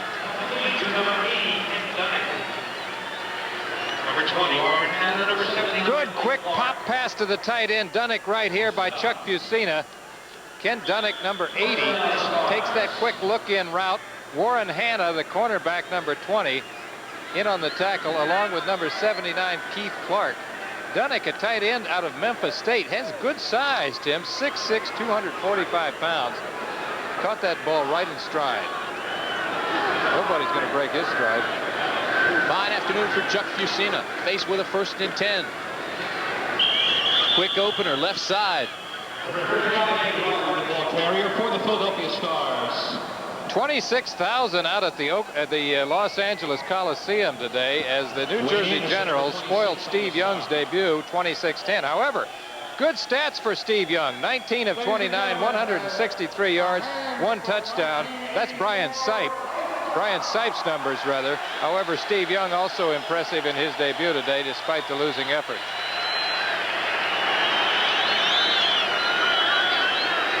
Chuck Fusina. Clens Donovan out to the wide right side. He's got 2 setbacks. He's got 2nd and 6. This is Kelvin Bryant coming around the right side down to the 20-yard line. Philadelphia now just trying to melt the clock. For the Philadelphia Stars. Chuck Fusina has been so effective today, Tim, with the ball control passing routes like we just saw, the quick pop pass to his tight end, all of the underneath patterns, and he's been good throwing to Scott Fitzke on the outside. 19 of 29 now in the passing department for 146 yards. And remember, he ran one in. The first touchdown of the day was by Chuck Fusina as he moved out to his right and scooted on into the end zone. We talked about him at the top of the show as possibly the most underrated quarterback in the United States Football League. Well, that's the whistle for the 2-minute warning as Chuck Fusina goes over to talk to Jim Mora. And we'll be back with our score, 38-24 after this. The widely acclaimed TRS-80 Model 100 portable computer from Radio Shack is now on sale, $200 off. Its built-in programs help you organize and keep track of appointments and personal files, do word processing, graphics, or send important information to your office, even after hours. It goes anywhere, including on your desk. $200 off. TRS-80 Model 100 on sale from $599 to $799. Only at Radio Shack and Radio Shack Computer Centers. The greater value in an American truck is not a compact Ranger or S10. It's a full-sized Dodge. We are Dodge, and this is how we build our trucks. The 84 Dodge D100 with a full-size 6-cylinder engine and cargo capacity standard. More room for 3 full-sized adults, yet comparably equipped. It's list-priced hundreds less than Ranger or S10. And backed by the longest rust-through truck warranty in America. We are Dodge. Now get $500 cash back on all 250 and 350 pickups. Jeff Chandler defends his crown against undefeated Richard Sandoval in the WBA World Bantamweight Championship live. Plus the nation's strongest pump for glory on ABC's Wide World of Sports Saturday. Tim Brandt, Lee Gross Cup for the final 2 minutes of this one at the Vet. It is 3rd and 2 from the 20-yard line for the Philadelphia Stars. Total domination by Philadelphia. You see it in the yards there. Chuck Fusina. Big day for him. Jeff Rodenberger on the wing. The give is to Kelvin Bryant, who tries to bang his way into the first down area. I want to welcome those of you who have been watching the Los Angeles game with the Generals. If this game does not end by 6 o'clock Eastern time, many of you will have to rejoin your normal programming. But here in Philadelphia at the Vet, we have a 38-24 game. The Philadelphia Stars leading the Tampa Bay Bandits. That's Jim Mora, the head coach of the Stars. And Philadelphia has just that far for a first down. Kelvin Bryant has scored 3 touchdowns this afternoon. Chuck Fusina, 19 of 26 for 146 yards and 1 touchdown. And for those people just joining us, I will tell you that Philadelphia has been in control of this football game throughout most of the afternoon. They marched to the 1-yard line the first time they had the ball and scored the next 3 times. At one point in the game, they led 21-zip. Tampa Bay has bounced back in the second half behind the passing of quarterback John Reeves, who has been red hot today. He did not start the game. Wayne Peace was the starter, but Reeves, the last time we looked, had completed 18 of 22 passes for 271 yards. And 3 touchdowns. Tim Brandt, Lee Gross Cup along with you from the city of brotherly love. However, the Philadelphia Stars have shown no love toward the Tampa Bay Bandits here this afternoon.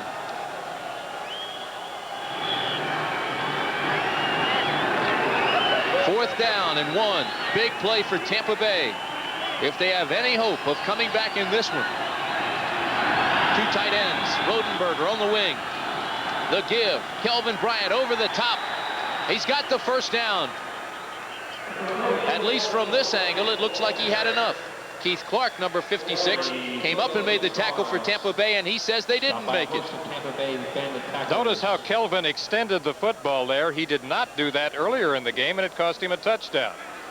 I thought that was what got him the first down, but they will bring out the chains, I do believe. We'll see.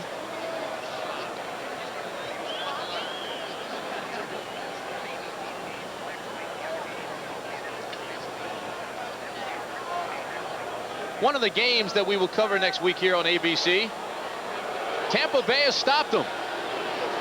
Tampa Bay has stopped them and still has life with 1:46 remaining. I was about to say one of the games that we will see here on ABC next week are these Philadelphia Stars, who are about to run their record to 5-1 unless Tampa Bay can pull something out in a hurry. And Philadelphia plays Arizona. The other game will be selected early this week. So check your local listings and the time for the game in your area. Some tissue has come out of the stands. The referees blow the whistle and stop it. John Reeves is your quarterback. He has been extremely sharp.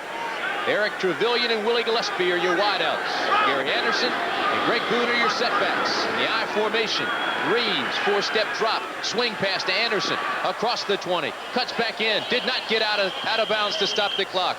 Good defensive play over there by George Jamison. Number 43, Gary Anderson. Number 58, George Jamison makes the more Bandit ball. No huddle offense. John Reeves hollering audibles right now. The receivers and the setbacks, all the skill position, have to be thinkers now. They have to know when to go for the first down, when to go for more, and when to stop the clock. That's Greg Boone across the middle.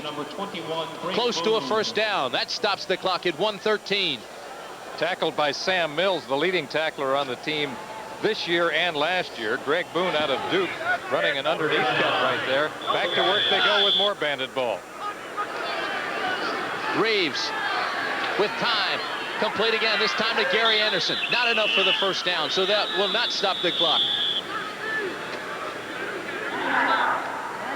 But Tampa Bay takes a timeout. So the Bandits, with their Bandit ball, do not give up the ship, and they continue to rally here late in the ball game.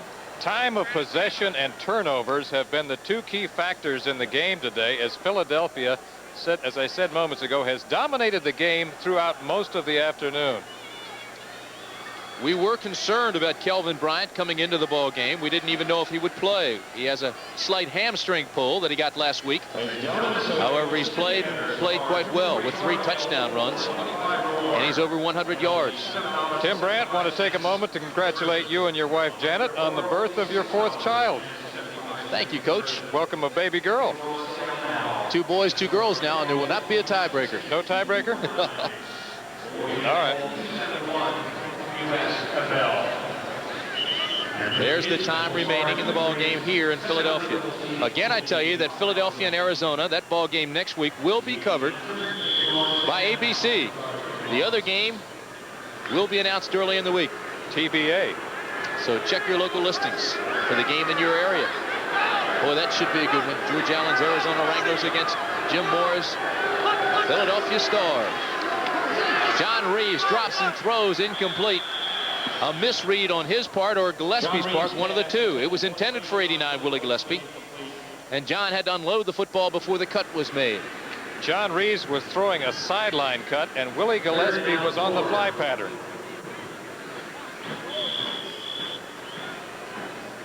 Willie Gillespie, number 89, the wide receiver on the left, is running a fly pattern here, and you can see the ball clearly is thrown to the outside. Gillespie is still looking to his inside. Only a miracle can save the Tampa Bay Bandits now from their third straight loss. 3rd and 4. You look at the time. Everybody split wide. Philadelphia jumps too soon. Flags fly. Greg Boone. Handoff to Anderson. Anderson to the 42-yard line, runs out of bounds. There's some bandit ball. Bandit ball, as we said earlier, is synonymous with unpredictability. And they have many, many gadget plays in their repertoire. I'd like to see the old hook and lateral play. You may.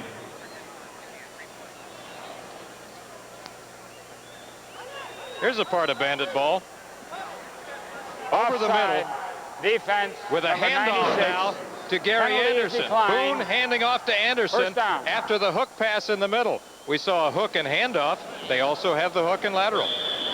Gary Anderson, the flyer out of Arkansas, signed late last year once the season had begun. He can scoot. The fake to Anderson. Reeves drops, throws, complete, and then dropped. Ruled incomplete, intended for Marvin Harvey. Marvin Harvey out of Southern Mississippi. He was the main receiver for Reggie Collier there. Marvin Harvey is in. Tremendous hit by 56, George Cooper.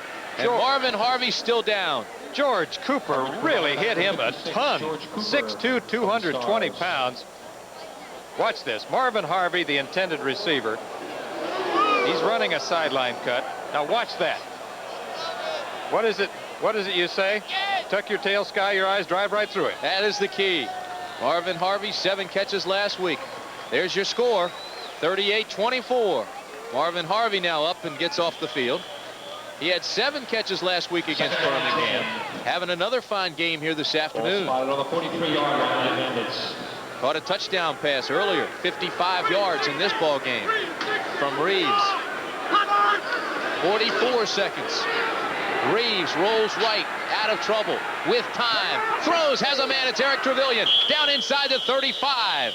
Eric Trevelyan. John Reeves' pass is complete to number 84, Eric Trevelyan. Tim, I think John Reeves has thrown himself back into the starting quarterback position. Wayne Peace started the game today. He started last week, but John Reeves has been really hot here in the second half. Eric Trevelyan, one of 4 players in this league to have caught a pass in every game. Reeves.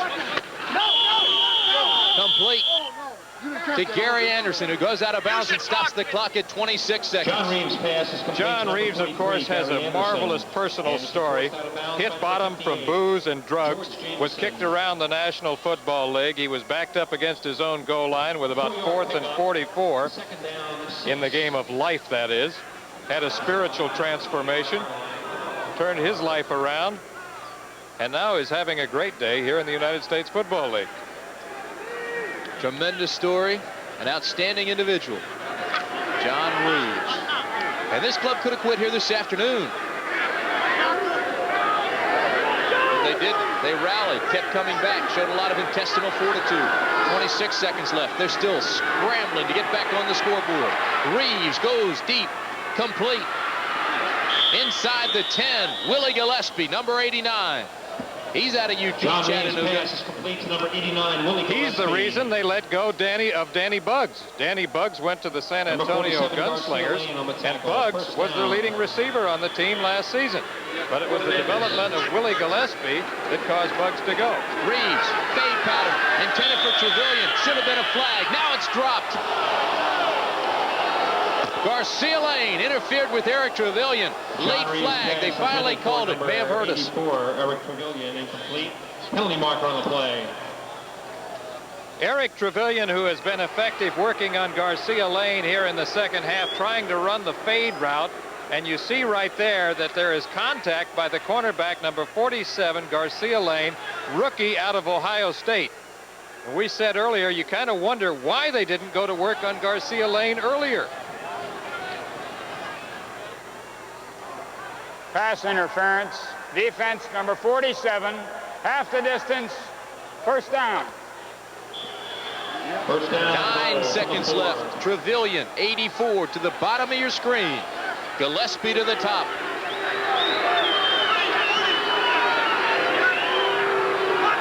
Reeves, 3-step drop, throw, almost intercepted. Flag, roughing. Roughing the passer.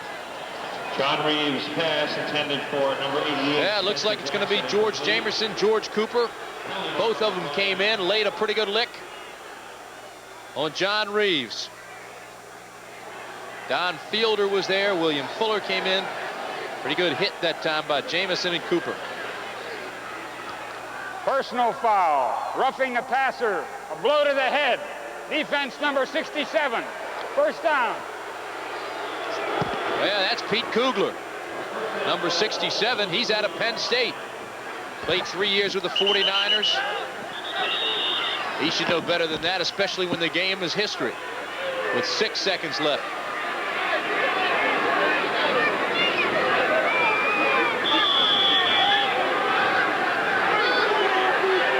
Doesn't make any difference. John Reeves is a competitor. He's going to go for the touchdown. Quick drop, throw. Incomplete. Good defense that time.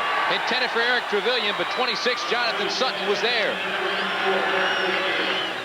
John Reeves now 25 of 32 for 340 yards in the passing department. Steve Spurrier flashing plays in from the sidelines. That's the way the plays are called. One ex-Florida quarterback calling plays for another. 3 generations of Florida quarterbacks here today. Spurrier, Reeves, Wayne Peace. This is it. The last shot for Tampa Bay to get on the board. Gillespie in motion. Reeves. Throw. Dropped. Gillespie was open. He dropped the football. The game belongs to the Stars. There's the final gun, and there's the frustration on the face of the head coach of Tampa Bay, Steve Spurrier. The winning coach, Jim Mora, and his club now 5-1. Well, well. Ladies and gentlemen, this play really typifies what has happened for Tampa Bay all afternoon. They have been this far from putting their game together as Reeves throws the ball to Willie Gillespie, number 89. If more passes like that had been caught and other balls intercepted, we could have had a barn burner. There it is, the sign of sportsmanship. The two quarterbacks talking, and we'll be back.